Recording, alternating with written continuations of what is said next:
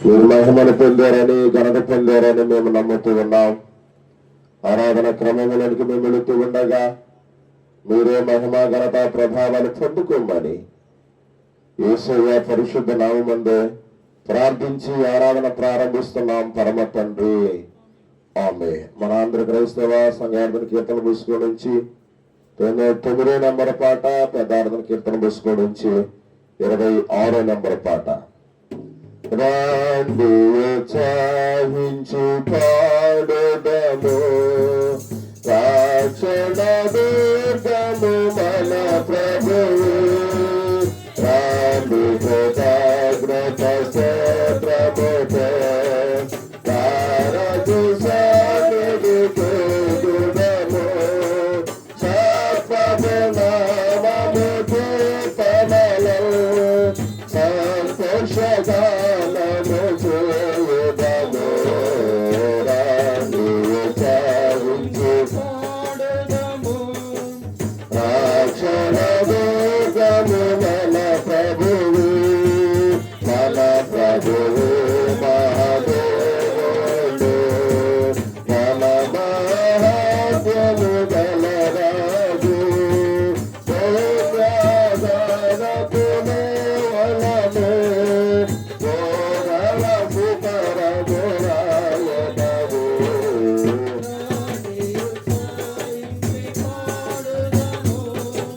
రక్షణ దుర్గము మన ప్రభువు.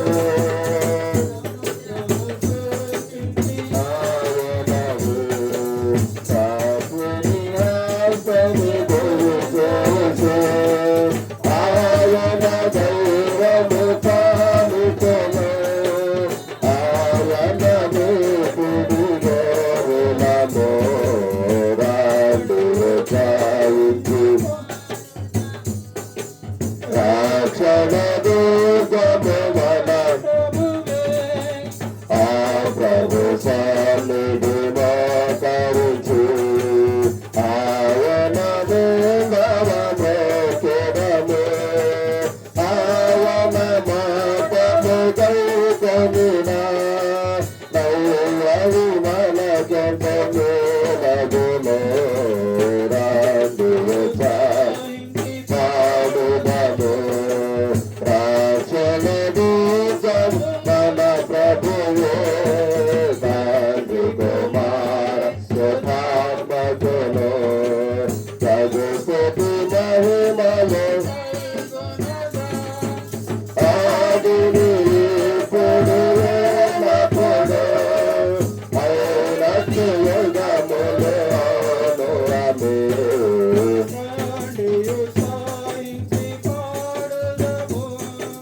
రక్షణ దుర్గము మన ప్రభువు. తండ్రి యొక్కయు, కుమారుని యొక్కయు, పరిశుద్ధాత్మ యొక్కయు నామమున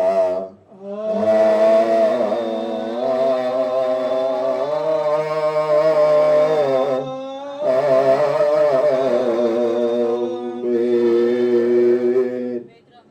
నీ వెలుగును, నీ సత్యమును బయలుదేర చేయము. అది నాకు త్రోవ చూపును, అది నీ పరిశుద్ధ పర్వతమునకును, నీ నివాస స్థలమునకు నన్ను తోడుకొని వచ్చును. అప్పుడు నేను దేవుని బలిపీఠమునందుకును, నాకు ఆనంద సంతోషమును కలిగి చేయు దేవుని వద్దకు చేరుదును. దేవా నా దేవా, సితారా వాయించుచు నీకు కృతజ్ఞతాస్తుతులు చెల్లించుదను. పాపపుదల ప్రభునందు ప్రియులారా, యథార్థ హృదయంతో మన తండ్రి దేవుని సమీపించి ఆయన ఎదుట మన పాపములను ఒప్పుకొని మన ప్రభువైన యేసుక్రీస్తు పేరట మనకు క్షమాపణ దయచేయమని వేడుకుందుము. ప్రభువు నామము వలననే మనకు సహాయము కలుగుచున్నది.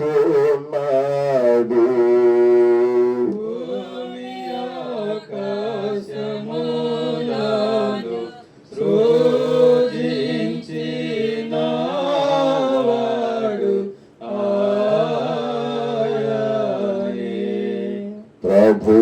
సన్నిధిని నా అతిక్రమములు నేనొప్పుకొందునను కొంటిని. పాపదోషము పరిహరించి మా సృష్టికర్తవు మోచుకుడైన సర్వశక్తి గల దేవా, దీనులము పాపులమగు మేము స్వాభావికంగా పాపులమని అపవిత్రులమనియు తలంపు వలన మాట వలన క్రియల వలన నీకు విరోధముగా పాపము చేస్తామని ఒప్పుకొనుచున్నాము. కావున మేము మా ప్రభువైన యేసుక్రీస్తు నిమిత్తమున నీ కృపను వెలుగుచు వేడుకొనుచు మితిలేని కనికరము గల నీ యొద్దకు ఆశ్రయమునకై వచ్చుచున్నాము. మా కొరకు చనిపోటకై మమ్మల్ని కనికరించి ఆయన నిమిత్తం మా సమస్త పాపములకు క్షమాపణ దయచేయండి. మేము నీ కృప చేత జీవితం పొందినట్లు నిన్ను గూర్చి నీ చిత్తమును గూర్చి సరైన జ్ఞానమును నీ వాక్యములకు తగిన విధేయతను నీ పరిశుద్ధ ఆత్మ వల్ల పొందుతుమని మా ప్రభువైన యేసుక్రీస్తు ద్వారా వేడుకొనుచున్నాము.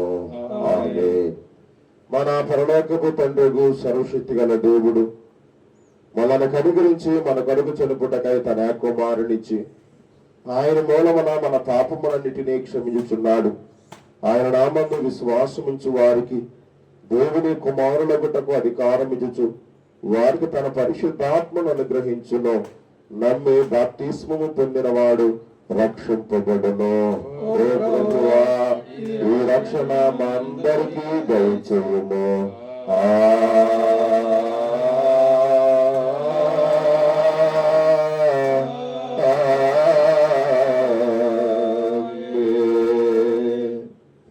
లెంటులోని 2వ పరిశుద్ధ ఆదివారం కొరకు ఏర్పాటు చేయబడిన ప్రారంభ గీతము. లెంటులోని 2వ పరిశుద్ధ ఆదివారం కొరకు ఏర్పాటు చేయబడిన ప్రారంభ గీతము. యెహోవా, నీ గుణాతిశయములను జ్ఞాపకము చేసుకొనుము, నీ కృపాతిశయములను జ్ఞాపకము చేసుకొనుము.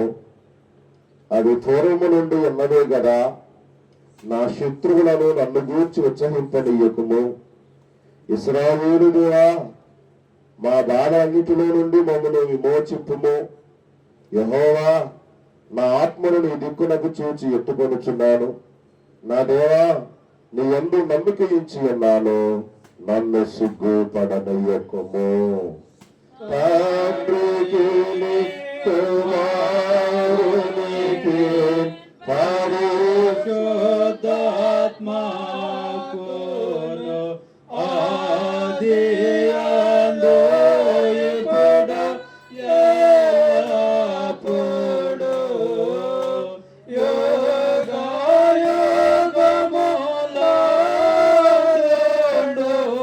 యుగయుగములందునట్లు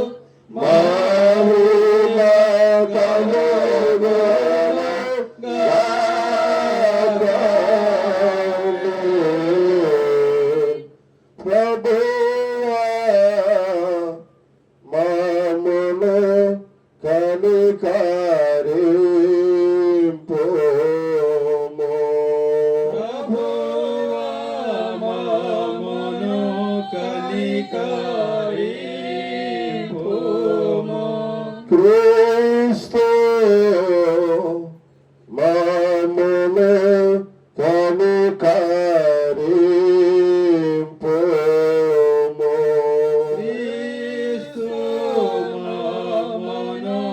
కనికరింపుము. ప్రభువా, మమ్మును కనికరింపుము.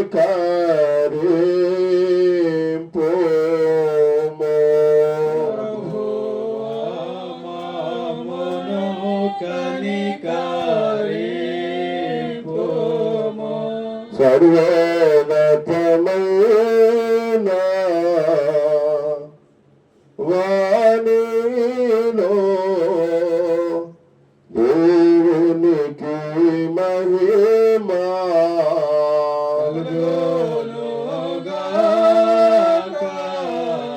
దేవునికి మహిమా కలుగునుగాక. కలుగునుమైన ఘన స్థలములందున ఇలకు సమాధానం నరులకాయనదయ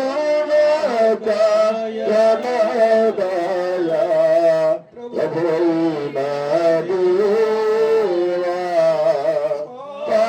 పరమరాజా సర్వ పరిపాల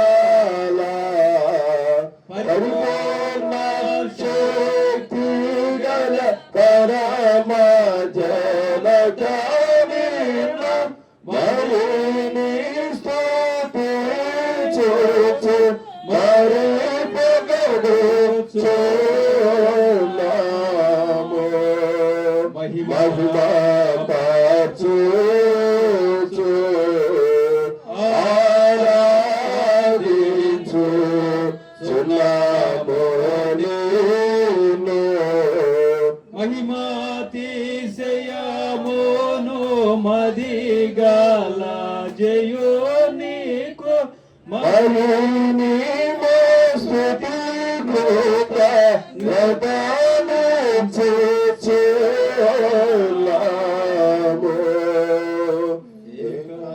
కుమారా యేసు ప్రభువా యెహోవా తనయా లోక పాపము మోయు ఏక దేవుని గొర్రె పిల్లమామును కనికరించుము చల్లగా లోక పాపములు మోసికొని పోవు యేసు రక్షక వసిగా జన కుడి వైపున కూర్చుండి యేసు మా ప్రార్థనల కించి కనికరించు పరిశుద్ధుడా ప్రభుడవు నీవు ప్రభువైన క్రీస్తు పరిశుద్ధాత్మతో తండ్రుల దేవుని యందు పరిపూర్ణ మహిమతో ప్రబలుచున్నామిప్పుడు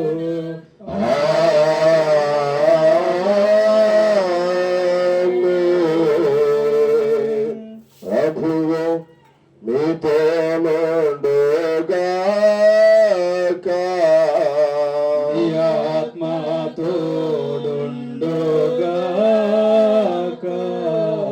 ప్రార్థించుకుందాం. ఓ దేవా, మమ్మను మేము కాపాడుకునుట యందు మాత్రము శక్తిమంతులము కామని నీ వెరుగుదువు.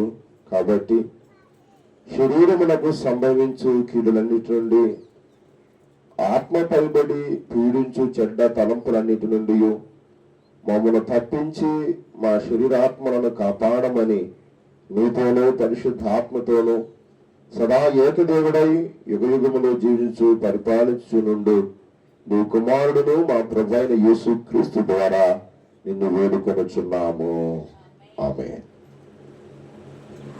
కూర్చుందాం. ఈ లెంటలోని రెండవ పరిశుద్ధ ఆదివారం కొరకు ఏర్పాటు చేయబడిన పత్రిక పాఠ్యభాగముగా అపోస్తుడైన పౌలు తెస్సలోనికీ రాసిన మొదటి పత్రిక 4వ అధ్యాయము 1వ వచనము నుండి 7వ వచనం వరకు ఇలాగూ రాయబడి ఉంది. మీలో ఒకరు ముందుకు వచ్చి మాటలు చదివినిపించవలసిందిగా ప్రేమతో మనవి చేస్తూ ఆహ్వానిస్తూ ఉన్నాం.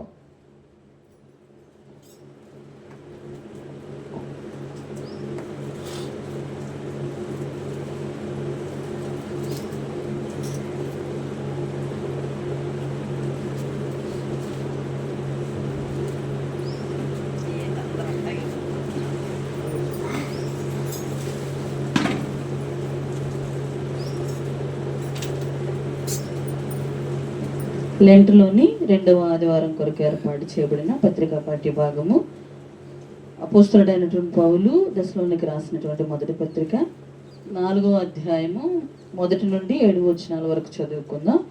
మొదటి వచనము ప్రారంభం. మెట్టుకు సహోదరులారా, మేము ప్రభు అయిన యేసు ద్వారా మీకు ఇచ్చిన ఆజ్ఞలు మీరు ఎరుగుదురు. కాగా మీరు ఎలాగూ నడుచుకుని దేవుని సంతోషపరచవలెనో మా వలన నేర్చుకున్న ప్రకారము మీరు నడుచుకొనుచున్నారు. ఈ విషయంలో మీరు అంతకంతకు అభివృద్ధి నొందవలనని మిమ్మల్ని వేడుకుని ప్రభు అయిన యేసునందు హెచ్చరించుచున్నాము. మీరు పరిశుద్ధులగుటే అనగా మీరు జారత్వమునకు దూరముగా ఉండుటయే దేవుని చిత్తము. మీలో ప్రతివాడును దేవుని ఎరుగని అన్యజనుల వలె కామాభిలాషయందు కాక పరిశుద్ధత యందును ఘనత యందును తన ఘటమును ఎట్లు కాపాడుకొనవలెనో అది ఎరిగియుండుటయే దేవుని చిత్తము. ఈ విషయమందెన్నడూ అతిక్రమించి తన సహోదరుని మోసము చేయకుండవలెను. ఎందుకనగా మేము పూర్వం మీతో చెప్పి సాక్ష్యం ఇచ్చిన ప్రకారము ప్రభు వీటన్నిటి విషయమై ప్రతిదండన చేయువాడు. పరిశుద్ధులగుటకే దేవుడు మనల్ని పిలిచెను గాని అపవిత్రులుగా ఉండుటకు పిలువలేదు. ఈ వాక్యము ఎంత పర్యంతం. నిందితుడైన క్రీస్తు మరణ ముందునంతగా శ్రమ శివనందునంతగా ఈ పొందుగా తగ్గించుకొని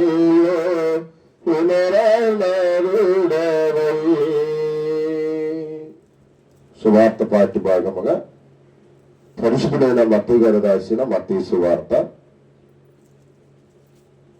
లెంటులోని 2వ పరిశుద్ధ ఆదివారం కొరకు ఏర్పాటు చేయబడిన సువార్త పాఠ్య భాగంగా మత్తయి సువార్త 15వ అధ్యాయము 21వ వచనం నుండి 28వ వచనం వరకు ఇలాగూ రాయబడి ఉంది. మీలో ఒకటి ముందుకు వచ్చే మాటలు చదివించవలసిందిగా ప్రేమతో మనవి చేస్తూ ఆహ్వానిస్తూ ఉన్నాం. ఓ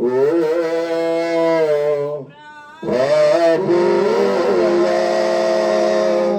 నీకు మహిమ కలుగునుగాక.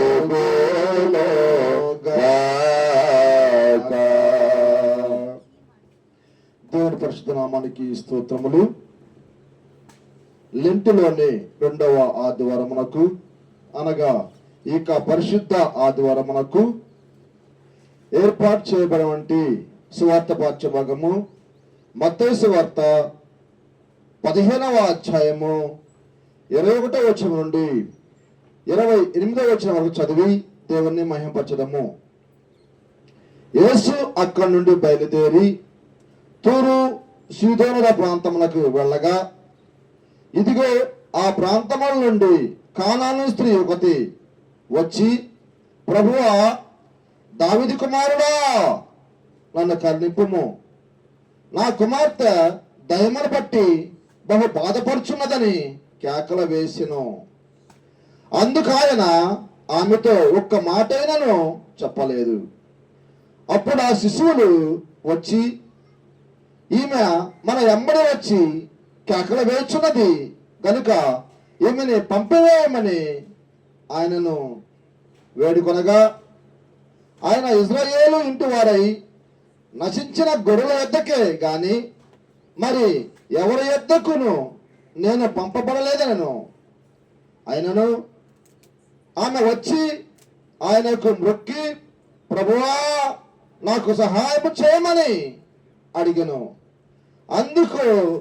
అందుకాయన పిల్లలను ఒట్టు తీసుకొని కుక్క పిల్లల వేయిట యుక్తము కాదని చెప్పగా, ఆమె నిజమే ప్రభువా, కుక్క పిల్లలు కూడా తమ యజమానుల బల్ల మీద నుండి పడు ముక్కలు తిను కదా అని చెప్పాను.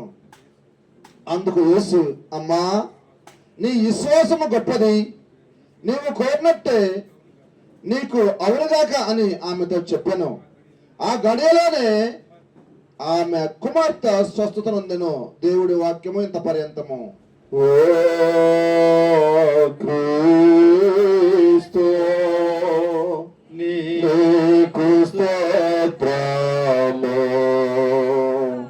కలుగును గాక.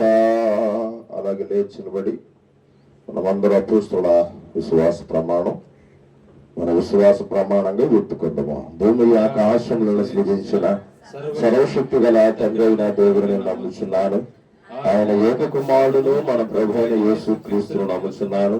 ఈయన పరిశుద్ధ ఆత్మవలన గర్భము ధరింపబడి కన్యన మరుగు పుట్టి 9 దినాలు అధికారం క్రింద శ్రమపడి సిలువేయబడి చనిపోయి సమాధి చేయబడని అదృశ్య లోకములోనికి దిగడనియు చనిపోయిన వారిలో నుండి 3వ దినమున తిరిగి లేచి పరలోకములకు ఎక్కి సర్వశక్తి గల తండ్రి యగు దేవుని కుడి చేతి వైపున కూర్చుని ఉన్నాడనియు సజీవులకును మృతులకును తీర్పు చేయుటకు అక్కడి నుండి వచ్చిన నమ్ముచున్నాను. పరిశుద్ధాత్మను నమ్ముచున్నాను. పరిశుద్ధ క్రైస్తవ సంగమగు పరిశుద్ధుల సహవాసమును పాప క్షమాపణయు శరీర పునరుద్ధానము నిత్య జీవమును ఉన్నామని నమ్ముచున్నాను. ఆమేన్. కూర్చుందాం. లెంటులోని 2వ పరిశుద్ధ ఆదివారం కొరకు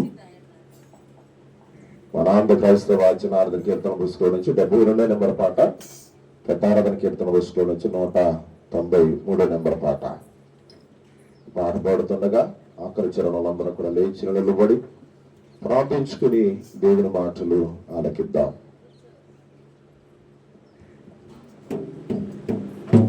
చూడారు సిలువను వేలాడు యేసయ్యను, చూడారు సిలువను వేలాడు యేసయ్యను, పాడేల సంగులకై గోడు శ్రీవేదరా, పాడేల సంగులకై చూడారు సిలువను వేలాడు యేసయ్యను, చూడారు సిలువను వేలాడు యేసయ్యను. నా చేతులు చేసినట్టు దోషంబులు గదా, నారాజు చేతులలో గౌరంబు జీలలో, గౌరంబు జీలలో చూడారు సిలువను వేలాడు యేసయ్యను. పరమగురుని శిరముపై సురితాంబు తలపులే, పరమగురుని శిరముపై ననలేకమత్తనయ్య మొండా కిరీటమై, ననలేకమత్తనయ్య మొండా కిరీటమై చూడారు సిలువను వేలాడు యేసయ్యను.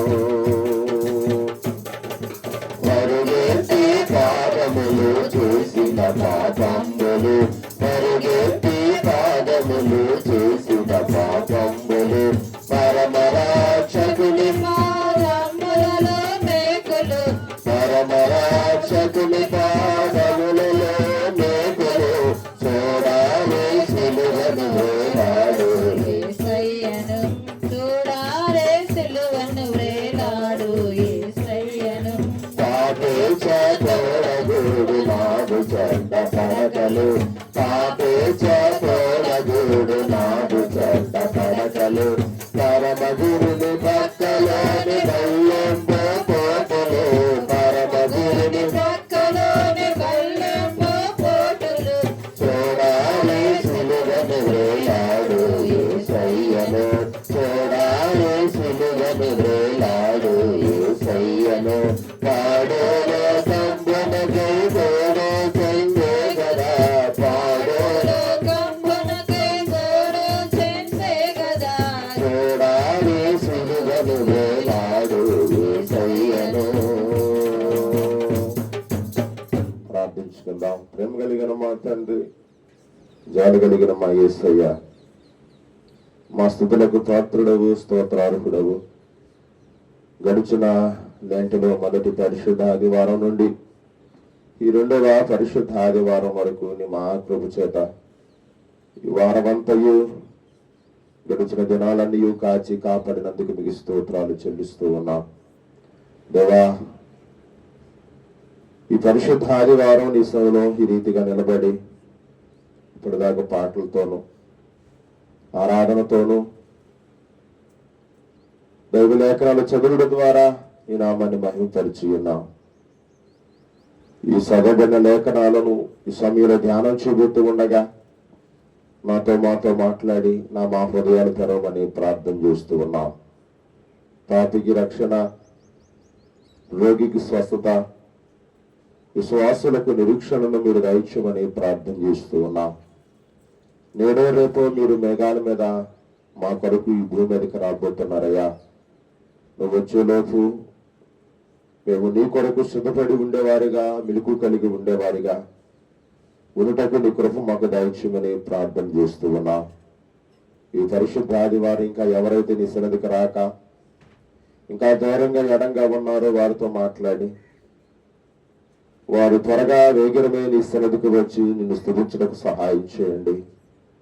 మార్త వలె విస్తారమైన పనులతో కాక మరియు వలె నీ పాదాల దగ్గర కూర్చుని నీ మాటలు వినుటకు నీ కృప వారికి దయచేయండి. మొదటగా క్రైస్తవులు అయిన మేము నీ నీతిని, నీ రాజ్యాన్ని వెతికే వారిగా మమ్మల్ని మీరు సిద్ధపరచండి. అలా వెతకగలిగినప్పుడే మాకేది కావాలో, మాకేది అవసరమో నువ్వు మా హృదయాలను ఎరిగి మా అవసరాలు, మా అక్కలను తీర్చే దేవుడివయ్యా. ఈ పరిశుద్ధ ఆదివారం ఇంకా ఎవరైతే నీ సన్నిధికి రాక దూరంగా ఉన్నారో వారితో మాట్లాడి ప్రేరేపణ పుట్టించి, భయమును పుట్టించి నీ సన్నిధికి నడిపించమని ప్రార్థన చేస్తున్నాం. దేవా, ఎవరైతే బలహీనులుగా ఉన్నారో వారందరి కొరకు నీ సన్నిధిలో మేము ప్రార్థన చేస్తూ ఉన్నాం.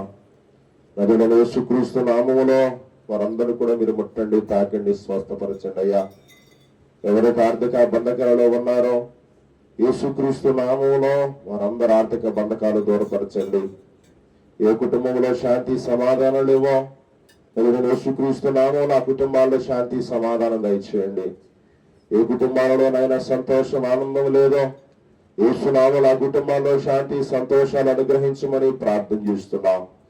దేవా, నిన్నటి వరకు నాయన ఇంటర్మీడియట్ బిడ్డలు మరి ఎగ్జామ్స్ రాయగలిగారు, అందరి బట్టి నీకు స్తోత్రాలు. మరి ఇంటర్మీడియట్ బిడ్డలు రాసినటువంటి ప్రతి ఎగ్జామ్ లో, first year, second year exam లో మరి తోడుగా ఉండి వారు చూపెట్టుకుని, వారి పెట్టుకుని మీరు నడిపించిన విధానానికై నీకు స్తోత్రాలు. రాబోతున్న ఒక 20 రోజుల్లో ఇంటర్మీడియట్ బిడ్డలందరికీ మంచి రిజల్ట్ను నీ నామంలో వారికి మీరు దయచేయమని ప్రార్థన చేస్తూ ఉన్నాం. మా గ్రామం నుంచి, మా సంఘం నుంచి ఎంతమంది అయితే ఎగ్జామ్స్ రాసి ఉన్నారో వారందరికీ విజయమును, జయమును అనుగ్రహించమని ప్రార్థన చేస్తున్నాం. తిరిగి రేపటి నుంచి 10th క్లాస్ బిడ్డలు నేను ఎగ్జామ్ రాయబోతున్నారు, వారి సహాయం కొరకు అర్జిస్తూ ఉన్నాం. మా గ్రామం నుంచి ఎంతమంది 10th క్లాస్ విద్యార్థులు ఈ సంవత్సరం ఎగ్జామ్ కొరకు సిద్ధపడుతున్నారో వారి కొరకు ప్రార్థన చేస్తున్నాం. 10th లో విజయాన్ని, జయాన్ని ఆయన కృపను వారు పొందుకొని రేపటి నుంచి రాయబోతున్న ఎగ్జామ్ అన్నింటిలో కూడా ఈ పరిశుద్ధాత్మ శక్తిని వారికి మీరు దయచేయమని ప్రార్థన చేస్తూ ఉన్నాను. చక్కగా ఎగ్జామ్స్ రాసి నేను పాస్ అవ్వటకు నీ కృప అనుగ్రహించమని ప్రార్థన చేస్తూ ఉన్నాను. గొప్ప దేవా, ఈ స్థలంలో నిలబడి నీ బిడ్డల జీవితాలలో ఏ వేదన ఉందో, ఏ కన్నీరు ఉందో, ఏ దుఃఖం ఉందో, ఏ బాధ ఉందో మీకు తెలుసు కదయ్యా. వారి బాధలన్నిటి నుండి, వారి కన్నీరన్నిటి నుండి, వారి దుఃఖం అంతటి నుండి దూరపరచమని ప్రార్థన చేస్తూ ఉన్నాను. ఎవరి బ్రతుకులు ఏ అవసరత ఉందో, ఎవరి హృదయంలో ఏ అక్కరుందో మీకు తెలుసు కదా నాయన.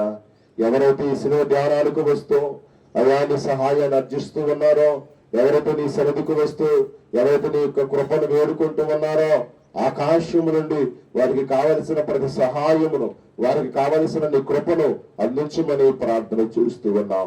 అయ్యా, మాకెవరు లేరయ్యా, నువ్వే మాకున్నావనే నమ్మకముతో, నువ్వే మాకున్నావనే దృఢ విశ్వాసంతో మా అడుగులు మేము ముందుకు వేస్తూ ఉండగా నీవే నీ కృపను మాకు అనుగ్రహించమని కోరుకుంటున్నానయ్యా. ఎప్పుడు నా చిన్నలను, పెద్దలను ప్రతి ఒక్కొక్కరిని పేరుపైన నీవే దీవించి ఆస్వాదించమని ప్రార్థన చేస్తున్నా. గ్రామంలో బలహీనలుగా ఉన్న వారందరినీ కూడా ఒక్కసారి జ్ఞాపకం చేసుకుని వారి జీవితంలో గొప్ప స్వస్థతను ప్రకటించమని ప్రార్థన చేస్తూ ఉన్నాం. ఎవరికైతే సంతానం లేదో వారి కొరకు మేము ప్రార్థన చేస్తూ ఉన్నాం. అన్నా గర్భము, శారా గర్భము, లోయ గర్భము తెరవబడినట్లుగా నీ బిడ్డలందరి జీవితాలలో వారి గర్భాలు తెరవబడినగా కానీ ప్రార్థన చేస్తూ ఉన్నాం. మా గ్రామం నుంచి హైదరాబాద్, విజయవాడ, గుంటూరు, ఒంగోలు ఆయా ప్రాంతాలకు వెళ్ళి ప్రైవేట్ ఉద్యోగాలు, వ్యాపారాలు, పనులు చేసుకుంటున్న వారందరి కొరకు మేము ప్రార్థన చేస్తున్నాం. వారందరూ కూడా మీరు దీవించండి ప్రభు. మీరు వారు ఆశీర్వదించమని ప్రార్థన చేస్తున్నాం. వారి ప్రైవేటు ఉద్యోగాలలో, వారి ప్రైవేటు పనులలో, వారి ప్రైవేటు కార్యక్రమాలలో వారికి తోడుగా, నీడగా, అండగా, కొండగా, ఆధారంగా ఉండమని ప్రార్థన చేస్తూ ఉన్నారు. మరొకసారి ఈ లెంటలో 2వ పరిశుద్ధ ఆదివారం కూడి వచ్చిన అందరితో కూడా మీరే ముచ్చటించి, మీరే వారి మనోనేత్రాలు తెరిచి వారితో మాట్లాడి వారికి కావలసిన పిరుగుతనాన్ని తీసివేసి ధైర్యాన్ని ప్రసాదించమని ప్రార్థన చేస్తున్నాం. గత వారం అంతా మమ్మల్ని పోషించారు, గత వారం అంతా మమ్మల్ని సంరక్షించారు, గత వారం అంతా మా ప్రతి అవసరతను, అక్కరను, కొరతను, లోట్లన్నిటిని కూడా మీరు తీర్చినందుకు మీకు స్తోత్రాలు చెల్లిస్తూ ఉన్నారు. గొప్ప దేవా, దగ్గరగా దూరంగా ఎంతమంది మాటలు ఆలకిస్తూ ఉన్నారో, ఎంతమంది ప్రార్థనలు ఏకీభవిస్తూ ఉన్నారో అటు వారందరినీ కూడా మీరు దీవించి ఆశీర్వదించమని ప్రార్థన చేస్తూ ఉన్నాం. ముఖ్యంగా ఆలయం కొరకు మేము ప్రార్థన చేస్తున్నాం. ఆలయం పనులు జరుగుతూ ఉండగానైనా ఇంకెవరైతే సంఘంలో, గ్రామంలో ఇంకా ఎవరైతేనైనా చందాలు ఇవ్వవలసినటువంటి వారు ఉన్నారో వారి హృదయాలను ప్రేరేపించి త్వరగా ఆ యొక్క సంద రూపంలో ఇవ్వవలసినటువంటి సహాయము ఇవ్వటకు కృప అనుగ్రహించమని ప్రార్థన చేస్తున్నా. త్వరగా పెయింట్ పనులు కూడా అవుటకు కృప అనుగ్రహించమని ప్రార్థన చేస్తూ ముందున్న సమయం అంతా దీవునికరంగా, ఆశీర్వాదకరంగా, మేలుకరంగా, మహిమకరంగా మార్చుకోమని గ్రామాన్ని, సంఘాన్ని నీ బలమైన స్థలంగా సమర్పించుకుంటూ మాకు కాదు యెహోవా, మాకు కాదయ్యా, కేవలం ఈ పరిశుద్ధ నామమునకు మహిమ, ఘనత, ప్రభావాలు తెచ్చుకోమని యేసయ్య పరిశుద్ధ నామములో ప్రార్థించి పొందుతున్నాం పరమ తండ్రి. ఆమేన్. మన తండ్రి దేవుని నుండి, మన ప్రభు యేసు క్రీస్తు నుండి కృపా సమాధానాలు మీకు కలుగును గాక. ఆమేన్. కూర్చున్నాం.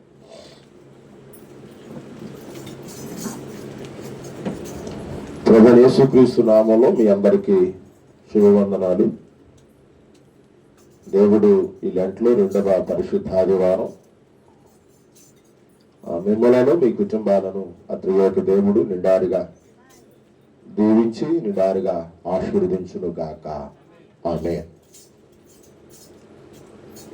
గడిచిన పరిశుద్ధ ఆదివారం మీకు గుర్తుందో లేదో తెలియదు కానీ అయినను మరొక వారు ఈరోజు ఈ వర్తమానంలోకి వెళ్ళబోయే ముందుగా గడిచిన వారం ధ్యానం చేసిన వారాన్ని ఒక్కసారి గుర్తు చేస్తాను. మత్తయి సువార్త 4వ అధ్యాయము 1 నుండి 11 వచనాలలో ఏముంది? యేసు ప్రభుని శోధించిన విధానము. యేసు ప్రభుని శోధించిన విధానము. దేనికి? ఆయన బాప్తిస్మం పొందాడు. 40 రోజుల ఉపవాస దీక్షలో ఉంటున్న టైంలో అపవాదైన సాతాను ఎవరి దగ్గరికి వచ్చి, యేసయ్య దగ్గరికి వచ్చి, సాక్షాత్తు దేవుని కుమారుడి దగ్గరికి వచ్చి, సాక్షాత్తు సర్వేశ్వరుని దగ్గరికి వచ్చి ఆయనను ఏం చేసింది చెప్పండి? శోధించింది. ఎన్ని రకాలుగా శోధించిందో మీ అందరికీ తెలుసు. 1, ఆకలి నిమిత్తమై ఏం చేసింది? ఆయన్ని శోధించింది. 2, నువ్వు దేవుని కుమారుడు అయితే నువ్వు పైనుండి క్రిందకి ఏం చెయ్యి? దూకు అని శోధించింది. 3, నువ్వు దేవుని కుమారుడు గనక ఏం చేయమంది? నాకు మొక్కితే ఈ రాజ్యాలన్నీ కూడా నీకు ఇచ్చేస్తానని ఇట్లాగా 3 రకాలుగా సాతాను యేసు ప్రభుని చేసింది, శోధించింది. అయితే ఆ శోధనలో సాతాను యేసు ప్రభు ఏం చేయగలిగాడు? గద్దించాడు, దానిని బంధించాడు. అప్పుడు సాతాను ఆయన దగ్గర నుండి ఏమైపోయింది?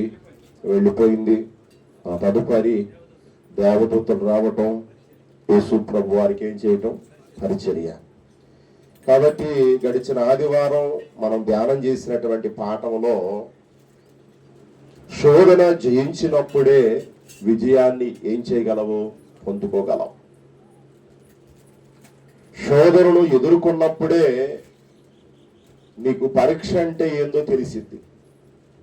ఒక ఉదాహరణకి మనిషికి ఒక దెబ్బ తగిలినప్పుడే దెబ్బ విలువ తెలిసేది, గాయం విలువ తెలిసేది.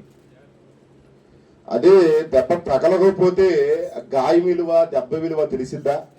లేదు. ఆకలైనప్పుడే అన్నం విలువ తెలిసిద్ది, డబ్బు లేనప్పుడే డబ్బు విలువ తెలిసిద్ది, ఇల్లు లేనప్పుడే ఇల్లు విలువ తెలిసిద్ది, వెండి బంగారాలు లేనప్పుడే వాటి విలువ మనకి తెలిసిద్ది. కాబట్టి ఈ కృపాకాలంలో దేవుడు మనతో ఉన్నప్పుడు దేవుని విలువ మనకు తెలియట్లా. ఈ కృపాకాలంలో దేవుడు మనతో ఉన్నప్పుడు దేవుని విలువ మనకి తెలియట్లా. రానున్న రోజుల్లో ఈ కృపాకాలం ఏం కాబోతుంది? ముగించబడబోతుంది. ఎట్లాగా మనిషి జీవితానికి ముగింపు ఉన్నట్లే ఈ కృపాకాలం కూడా ఏం కాబోతుంది? ముగించబడబోతుంది. ఆ కృపాకాలంలో ముగించబడిన తర్వాత ఇక నీకు ఎవరు కూడా ఇలాగ వాక్యం చెప్పి రాయ్యా రమ్మ, ప్రార్థన చేసుకోమ్మా, లెంటడేసుకు రమ్మా, ప్రార్థనలో విన్నమ్మా, పాపాలు ఒప్పుకోమ్మా, పశ్చాత్తాపడమ్మా అని చెప్పేవాళ్ళు ఉండరు. ఇప్పుడైతే బ్రతిలాడి చెబుతారు, ఇప్పుడైతే అడిగి చెబుతారు, ఇప్పుడైతే గోజారి చెబుతారు. కానీ రేపు రానున్న దినంలో ఇలా చెప్పేవాళ్ళు మీకుండరు అనే విషయాన్ని ఈ ఉదయకాల ఆరాధనలో ఒక సేవకునిగా నేను మీకు జ్ఞాపకం చేస్తూ ఉన్నాను. రండి, ఈరోజు లెంటలో 2వ పరిశుద్ధ ఆదివారం దైవ లేఖనాలలోనికి మనం వెళదాం. ఒకసారి ఈరోజు మనం ధ్యానం చేయబోతున్న ధ్యానాంశం ఏంటంటే దేవుణ్ణి సంతోషపరచాలి. ఈరోజు మనం ధ్యానం చేయబోతున్న ధ్యానాంశం ఏంటంటే దేవుని మనం ఏం చేయాలి చెప్పండి? సంతోషపరచాలి, లేకపోతే దేవుణ్ణి సంతోషపరుచుట. ఒకసారి ఈ మనిషి విన్నప్పుడు అసలు మన వల్ల అయ్యిద్ది అంటారా? చెప్పండి, అసలు మన వల్ల జరిగిద్ది అంటారా? దేవుణ్ణి సంతోష పెట్టడం, దేవుని ఆనందింపజేయటం, దేవుని సంతోషంగా ఉండనివ్వటం అసలు మన వల్ల అయ్యిద్ది అంటారా? మన వల్ల జరిగిద్ది అంటారా? సార్ చెప్పండి ఈ మాట. కానీ ఈరోజు మన ధ్యానాంశం అదే, దేవుని ఏం చేయాలంట? సంతోషపరచాలి, లేదా దేవుని సంతోషపరుచుట. పిల్లరా, దేవుడు మన కొరకు ఎన్నో చేశాడా లేదా? మరి ఎన్నో చేసినప్పుడు మరి దేవుడు మనల్ని సంతోషపరిచినట్టేగా, అవునా కదా? దేవుడు మనల్ని ఏం చేసినట్టు? సంతోషపరిచినట్టేగా. ఉదాహరణకి దేవుడు మనల్ని సంతోషపరచడానికి మన జీవితంలో ఎన్నో కార్యాలు చేశాడు, మన జీవితంలో ఎన్నో అద్భుతాలు చేశాడు, మన జీవితంలో ఎన్నో మేలులు ఆయన జరిగించాడు. ఉదాహరణకి నువ్వు దేవుని నమ్మిన దగ్గర నుండి వెనక్కి తిరిగి ఆలోచించి దేవుడు నీ జీవితంలో ఎన్ని మేలులు చేశాడో, దేవుడు నీ జీవితంలో ఎన్ని కార్యాలు చేశాడో, దేవుడు నీ జీవితంలో ఎన్ని అద్భుతాలు చేశాడో ఒక్కసారి నీ మట్టుకు నీవు వెనక్కి తిరిగి చూసుకో. అంటే ఈ కార్యాలన్నీ, ఈ అద్భుతాలన్నీ, ఈ మేలులన్నీ ఎందుకు చేశాడంటే నువ్వు ఆయన కుమారుడివి. ఆమెం చెప్పాలి ఇక్కడ? మనం ఆయన కుమార్తెలం. మనం ఎవరని చెప్పండి? మనం ఆయన కుమారులం, మనం ఆయన కుమార్తెలం. కనుక నువ్వు సంతోషంగా ఉండాలని, నిన్ను సంతోషపరచాలని, మనల్ని సంతోషపరచాలని దేవుడు మన పక్షంగా ఎన్నో కార్యాలు, ఎన్నో అద్భుతాలు, ఎన్నో మేలు ఆయన ఏం చేశాడు చెప్పండి? జరిగించాడు. మరి దేవుడు నీ జీవితంలో ఎన్నో మేలులు చేసి, ఎన్నో అద్భుతాలు చేసి, ఎన్నో కార్యాలు చేసి, వ్యక్తిగతంగా, కుటుంబ పరంగా, సంఘపరంగా నిన్ను సంతోషపరిచిన నీ దేవుణ్ణి, అయ్యా అమ్మా, నిన్ను సంతోషపరిచిన నీ దేవుణ్ణి మరి నువ్వు సంతోషపరచగలుగుతున్నావా? నువ్వు దేవుణ్ణి ఆనందింపజేయగలుగుతున్నావా? నువ్వు నీ దేవుణ్ణి సంతోషంగా, ఆనందంగా ఉంచగలుగుతున్నావా? ఒకసారి ఆలోచించి. ఉదాహరణకి భర్త పుట్టినరోజు అనుకోండి. ఆ పుట్టినరోజు భర్త సంతోషంగా ఉండాలని భార్య ఏం చేసింది? దాచుకున్న డబ్బులతో ఒక చొక్కాయో, ఒక ప్యాంటో, ఒక కేకో కొనుక్కొచ్చి ఏం చేసింది, భర్తకి ఇచ్చింది. అప్పుడు భర్త వెంటనే ఆశ్చర్యంగా చూసి, అరే నా పుట్టినరోజు నేనే ఏమైపోయాను, మర్చిపోయాను. నీవు ఈ కేక్ ద్వారా, లేకపోతే ఈ షర్టు ద్వారా, ఈ ప్యాంటు ద్వారా నా పుట్టినరోజు నాకు గుర్తు చేసి నాకేం తీసుకొచ్చావు, సంతోషం, ఆనందం అంటాడు. అదే భార్య పుట్టినరోజు కూడా సేమ్ అలాగే జరిగింది. భార్య కూడా ఒక చీర, అయితే భార్య కూడా ఏదన్నా వస్తువు కొనుక్కొచ్చి ఇచ్చినప్పుడు ఆమె కూడా ఏమైంది, సంతోషపడింది. అంటే ఒక మనిషి మరొక మనిషిని ఏం చేస్తున్నట్లు, ఇక్కడ సంతోషపరుచుతున్నట్టు. మరొక మనిషిని ఏం చేస్తున్నాడు, సంతోషపరుస్తున్నాడు. ఒకసారి మీరందరూ కూడా వెనక్కి తిరిగి నెమరు వేసుకోండి. నీ జీవితంలో, మీ బ్రతుకులో నీ భర్తను సంతోషపెట్టిన రోజులు ఎన్నున్నాయో, నీ భార్యని సంతోషపెట్టిన రోజులు ఎన్నున్నాయో, లేక నీ బిడ్డలను, నీ యొక్క రక్త సంబంధికుల్ని సంతోషపెట్టిన రోజులు ఎన్నున్నాయో ఒకసారి వెనక్కి తిరిగి చూడండి. సేమ్ టైం నీ దేవుణ్ణి సంతోషపెట్టిన రోజులు, నీ దేవుణ్ణి ఆనందింపజేసిన రోజులు ఎన్నున్నాయో ఒకసారి వెనక్కి తిరిగి చూడండి. ఉదాహరణకి ఇప్పుడైతే కంప్యూటర్ కాటాలు వచ్చినాయి, కానీ ఇదివరకు రోజుల్లో ఏముండేది, తాడు కాటా ఉండేది. ఏం కాట, తక్కిడ కాట. ఇంకో పక్క ఏం వేసేవాళ్ళు, రాయి వేసేవాళ్ళు, మరో పక్క మనం కొనుక్కునే వస్తువులు వేసేవాళ్ళు. ఇప్పుడు దేవుని సంతోష పెట్టే దగ్గరికి వచ్చేసరికి రాయి ఈ పక్కన ఉంది అనుకుందాం, నువ్వు కొనే వస్తువులు ఈ పక్కన ఉన్నాయి అనుకున్నావు. ఇప్పుడు రాయి బరువు అవ్వాలా, నువ్వు కొనుక్కునే వస్తువు బరువు అవ్వాలా, చెప్పండి. నీకు ఎక్కువ వచ్చినాయి అనుకో, ఏది కూరగాయలో సంథింగ్ ఏదన్నా కానీ, బియ్యం కానీ ఏదైనా నీకు ఎక్కువ వచ్చినాయి అనుకో, నీకేమొచ్చింది, సంతోషం. రాయి తగ్గింది అనుకో, ఆ కొట్టోడికి ఏంది, ఆ వ్యాపారస్తులకి ఏంది, సంతోషం.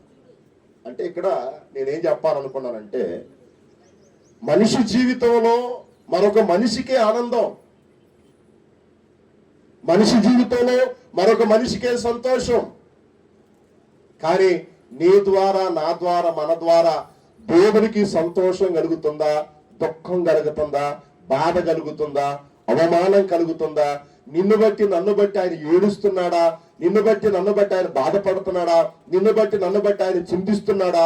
ఒక్కసారి ఆలోచన చేసుకోవాలి. కాబట్టి ఈ సిలువ ధ్యానాలలో దేవుని మాటలు వింటున్న మీరు, నేను, మనం గడిచిన ఆదివారం ఆయన శోధనను జయించాడు.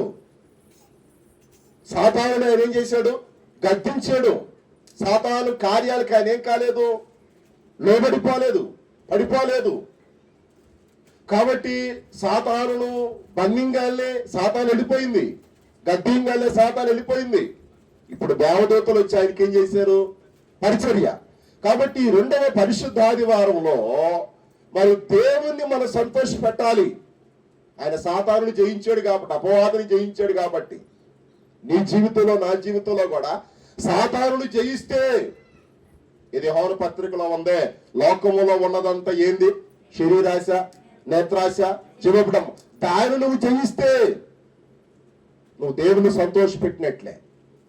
దాన్ని నువ్వు జయిస్తే నీవు దేవుణ్ణి సంతోషంగా ఉంచినట్లే. దాన్ని నువ్వు జయించగలిగితే నిజంగా దేవుడు నీ ద్వారా, నా ద్వారా, మనందరి ద్వారా సంపూర్ణంగా ఆయన ఏం పొందుకుంటాడు, మహిమ.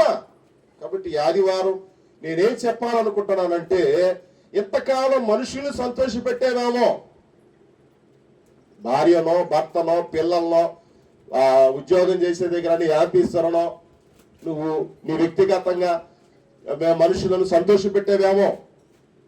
కానీ ఈ సిలువ ధ్యానం రెండవ పరిశుద్ధ ఆదివారం ఇప్పటిదాకా వాళ్ళని సంతోష పెట్టింది చాలు, పక్కన పెట్టాక నువ్వు దేవుని బిడ్డవు గనక, మారుమనసు పొందిన బిడ్డవు గనక, పాపాలు ఒప్పుకున్న బిడ్డవు గనక, బాప్తిసం పొందిన బిడ్డవు గనక, ఇక నీ దేవుణ్ణి ఏం చేయడానికి సిద్ధపడాలి, సంతోషపరచడానికి.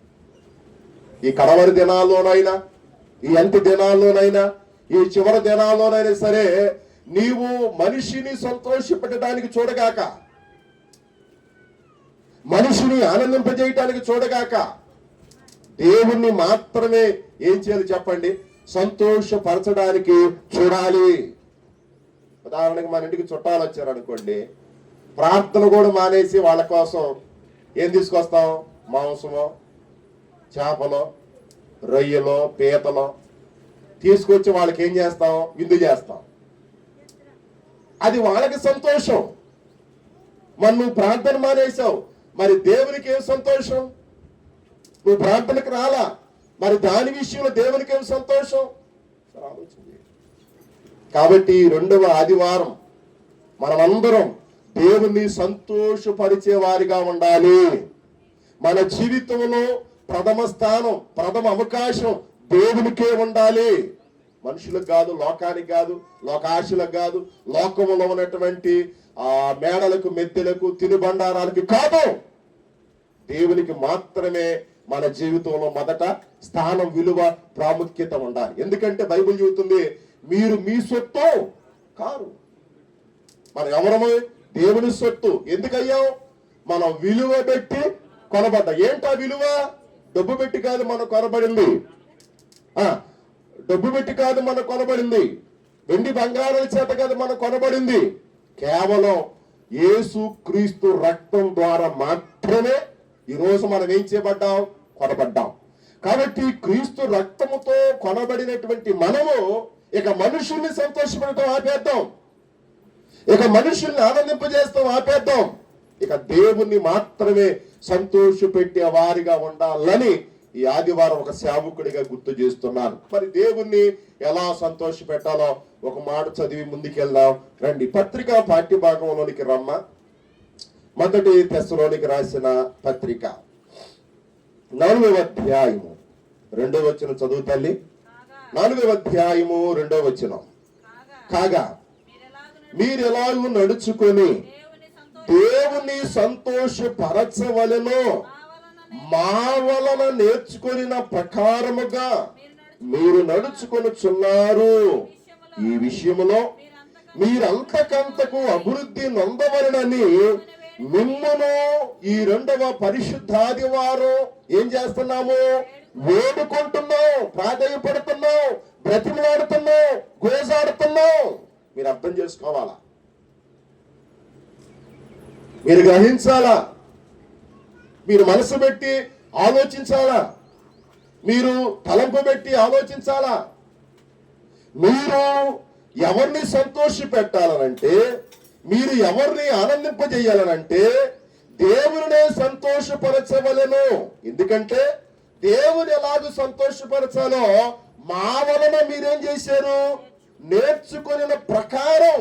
మరి ఈ శిలువ ధ్యానాల్లో 10 రోజులు అయిపోయిన రాత్రితో 10 రోజులు 10 అంశాలు దేవుడు మీ ముందు పెట్టాడు. 10 రోజులు 10 సంగతులు మీ ముందు దేవుడు పెట్టాడు. 10 రోజులు 10 విషయాలు మీ ముందు పెట్టాడు. నువ్వు లోకాన్ని సంతోష పెడతావో, నువ్వు దేవుని సంతోష పెడతావో, ఈ 10 రోజులుగా విన్న వర్తమానం ఒక్కసారి నీ గమనంలోకి తెచ్చుకో, ఒకసారి నీ మదిలోనికి తెచ్చుకో, ఒకసారి నీ కడుపులోకి తెచ్చుకో. కాబట్టి 10 రోజులుగా వింటున్నటువంటి వాక్యము ద్వారా నువ్వేం నేర్చుకున్నావు, నువ్వేమి అవలంబిస్తున్నావు, నువ్వేం పాటిస్తున్నావు, నువ్వేం అనుసరిస్తున్నావు, ఒక్కసారి జ్ఞాపకం చేసుకో. బైబిల్ చెబుతుంది, సామెతల గ్రంథం 22వ అధ్యాయం 6వ వచనంలో, బాలుడు నడవలసిన త్రోవల వారికి ఏం చేయాలి? నేర్పాలి. ఈ 10 రోజులుగా ఒక సేవకునిగా నేర్పుతూ వచ్చా. అమ్మా మీరు సంతోషపడమాకండి, అమ్మా మీరు ఆనందపడమాకండి అని, మీరు వాక్యానికి లోబడండి అని, మీరు వాక్యాన్ని ప్రేమించండి అని, మీరు వాక్యాన్ని గౌరవించండి అని ఈ 10 రోజులుగా దేవుని వాక్యం ద్వారా హెచ్చరిక చేస్తూ నేర్పిస్తూ వచ్చా. బైబిల్ చెబుతుంది, బాలుడు నడవలసిన త్రోవల వారికి నేర్పండి, వాడు పెరిగి పెద్దవాడైనప్పుడు దాని నుండి ఏమి కాడో తొలగిపోడు. శిలువ ధ్యానాల్లో వాక్యం వింటున్నారు, ఆ రోజు సాయంత్రమే తప్పిపోతున్నారు, ఆ రోజు సాయంత్రమే దేవునికి దూరం అవుతున్నారు, ఆ రోజు సాయంత్రమే దేవునికి అడమవుతున్నారు. తద్వారా దేవునికి ఆనందం వచ్చిద్దా? తద్వారా దేవునికి సంతోషం వచ్చిద్దా? నా ద్వారా మీరు ఏమి నేర్చుకుంటున్నారు? మా ద్వారా మీరేమంటున్నారో చూడను, మళ్ళీ ఆ మాటలు చూడనా. మా వలన నేర్చుకున్న ప్రకారముగా మీరు నడుచుకొనుచున్నారు.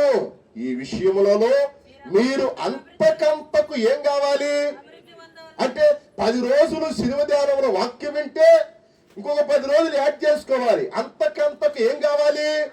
అభివృద్ధి. అంటే 10 రోజులు వాక్యం విన్న మీరు 20 రోజులు బలం రావాలి మీకు.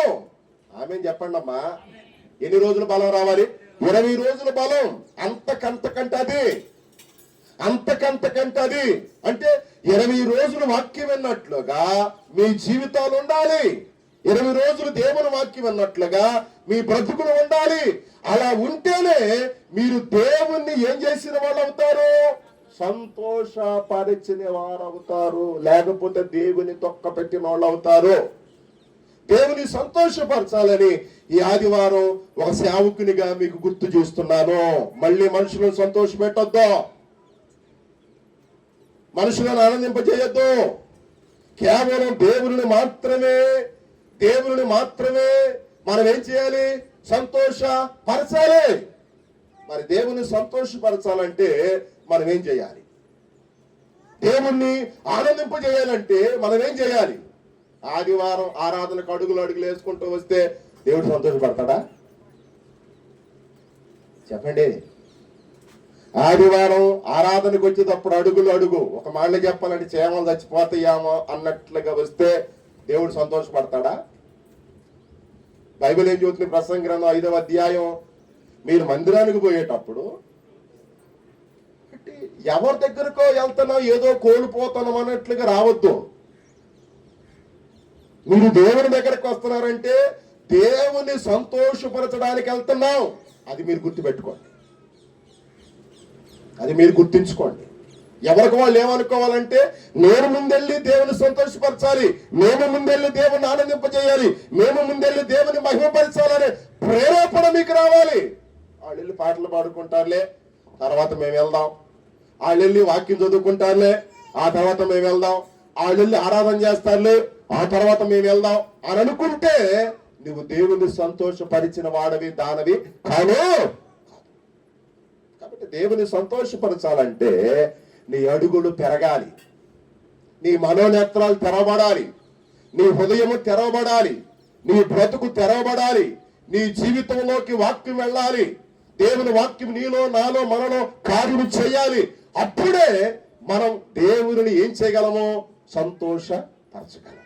మొదటిదిగా దేవుని ఎలాగో సంతోషపరచాలో ఒక 2-3 విషయాలు చదివి ముందుకెళ్దాం రండి. ఇదే మొదటి దశలోనికి రాసిన పత్రిక 2వ అధ్యాయం 4వ వచనం చదువు తల్లి. ఇదే మొదటి దశలోనికి రాసిన పత్రిక 2వ అధ్యాయము 4వ వచనం. సువార్తను మాకు అప్పగించుటకు యోగ్యులమని దేవుని వలన ఎంచబడిన వారమై మనుషులను సంతోష పెట్టువారము కాక. ఎవరిని మనుషులను సంతోష పెట్టువారము కాక మన హృదయములను పరీక్షించు దేవునినే సంతోష పెట్టువారమై. చాలా మంది సేవకులు ఆదివారం ఎవరిని సంతోష పెడుతున్నారు చెప్పండి? చర్చికి వచ్చే విశ్వాసులు సంతోష పెడుతున్నారు. ఎలాగా?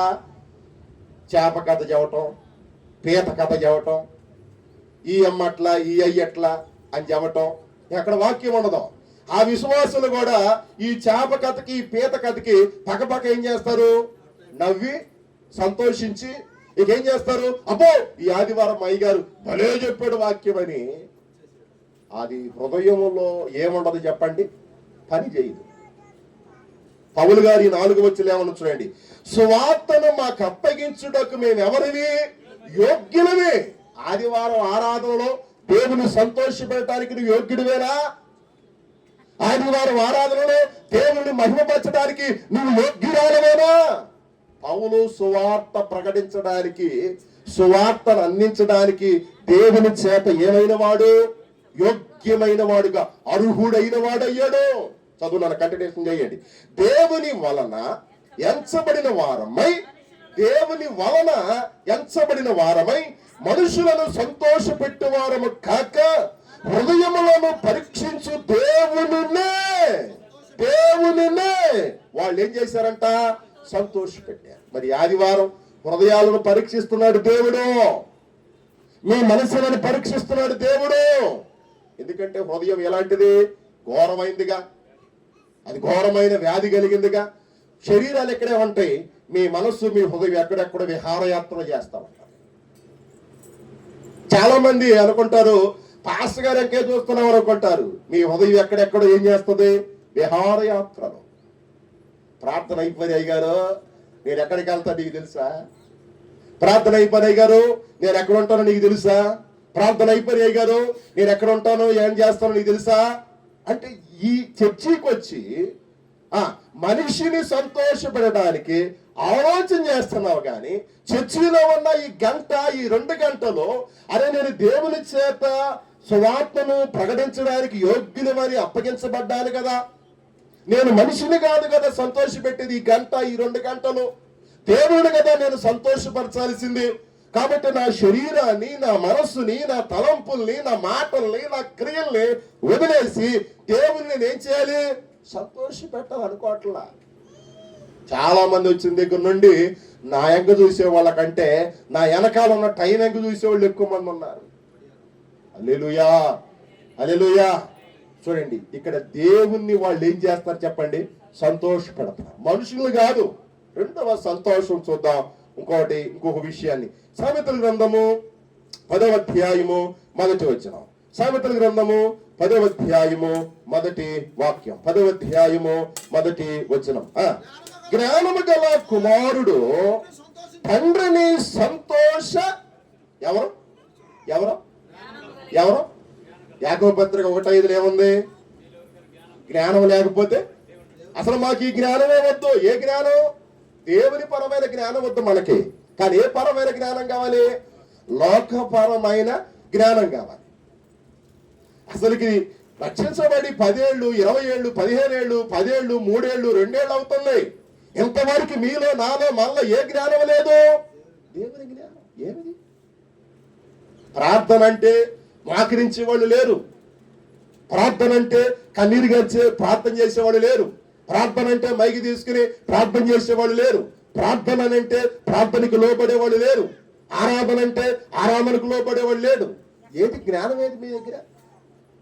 దేవుడు ఏమని చెబుతున్నాడు? యాకోబు పత్రిక 1:5 మీలో ఎవరికైనా సేవకుడు చెప్పేటప్పుడు, వాక్యం వినేటప్పుడు ఒకవేళ జ్ఞానం లేకపోతే నాకు అడగండి, నన్ను ఎలాగ సంతోషపెట్టాలో, నన్ను ఎలాగ ఆనందింపజేయాలో ఆ జ్ఞానం మీకు ఇస్తా. కానీ దేవుని దగ్గరికి వచ్చి దేవుని జ్ఞానాన్ని పొందుకుని, దేవుని దగ్గరికి వచ్చి దేవుని ఆశీర్వాదాలు పొందుకుని, దేవుని దగ్గరికి వచ్చి దేవుని స్వస్థత పొందుకుని మనుషుల దగ్గరికి వెళ్ళి ఏం చేస్తున్నావు?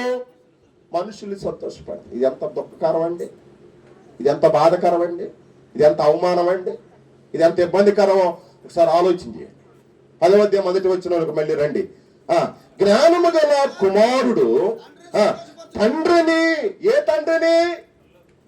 శరీర తండ్రిని కాదు అమ్మా, అదా శరీర తండ్రిని కాదు నువ్వు సంతోషపరచాల్సింది. నానా నాకు ఉద్యోగం వచ్చిందిగో, ఈ మొదటి నెల జీతం నీకు. అమ్మ నాకు ఉద్యోగం వచ్చింది, ఈ మొదటి నెల జీతం నీకు. అప్పుడు మేము సంతోషపడింది, మీ నాన్న. మరి దేవునికి సంతోషం ఏది?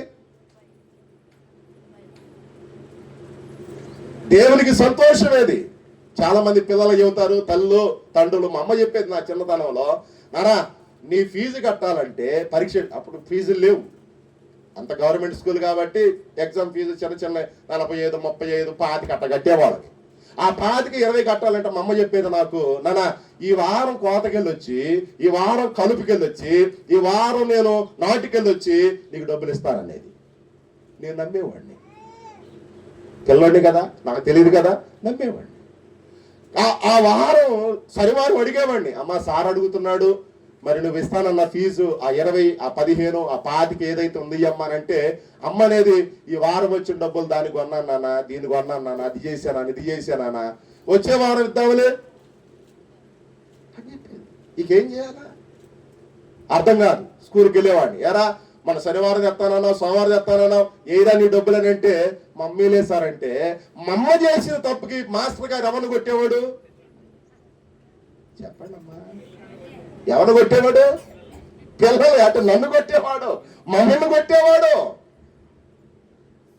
క్రీస్తునందు ప్రియ దేవుని బిడ్డారా, మమ్మకేమని అక్కడ ఆనందమే, మమ్మకేమని అక్కడ సంతోషమే.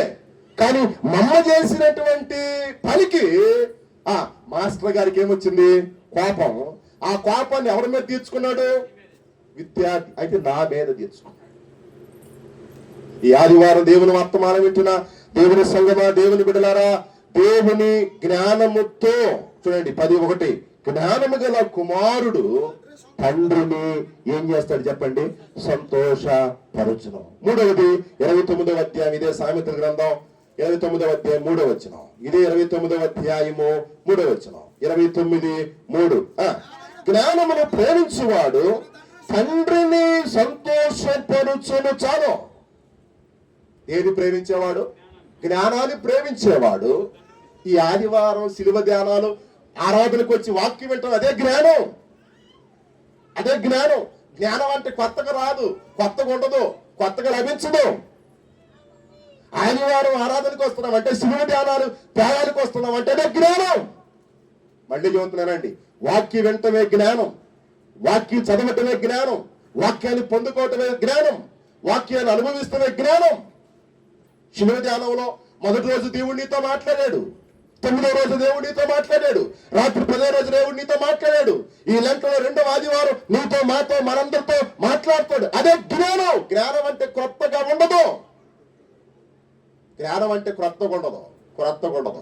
మళ్ళీ చదువులు అన్నమాట, జ్ఞానమును ప్రేమించేవాడు తన తండ్రిని, అంటే ప్రభు అయినటువంటి యేసు క్రీస్తుని, నిన్ను పుట్టించిన నీ దేవుణ్ణి, నిన్ను రక్షించిన నీ దేవుణ్ణి ఏం చేస్తాడు చెప్పండి? సంతోషపరుస్తాడు.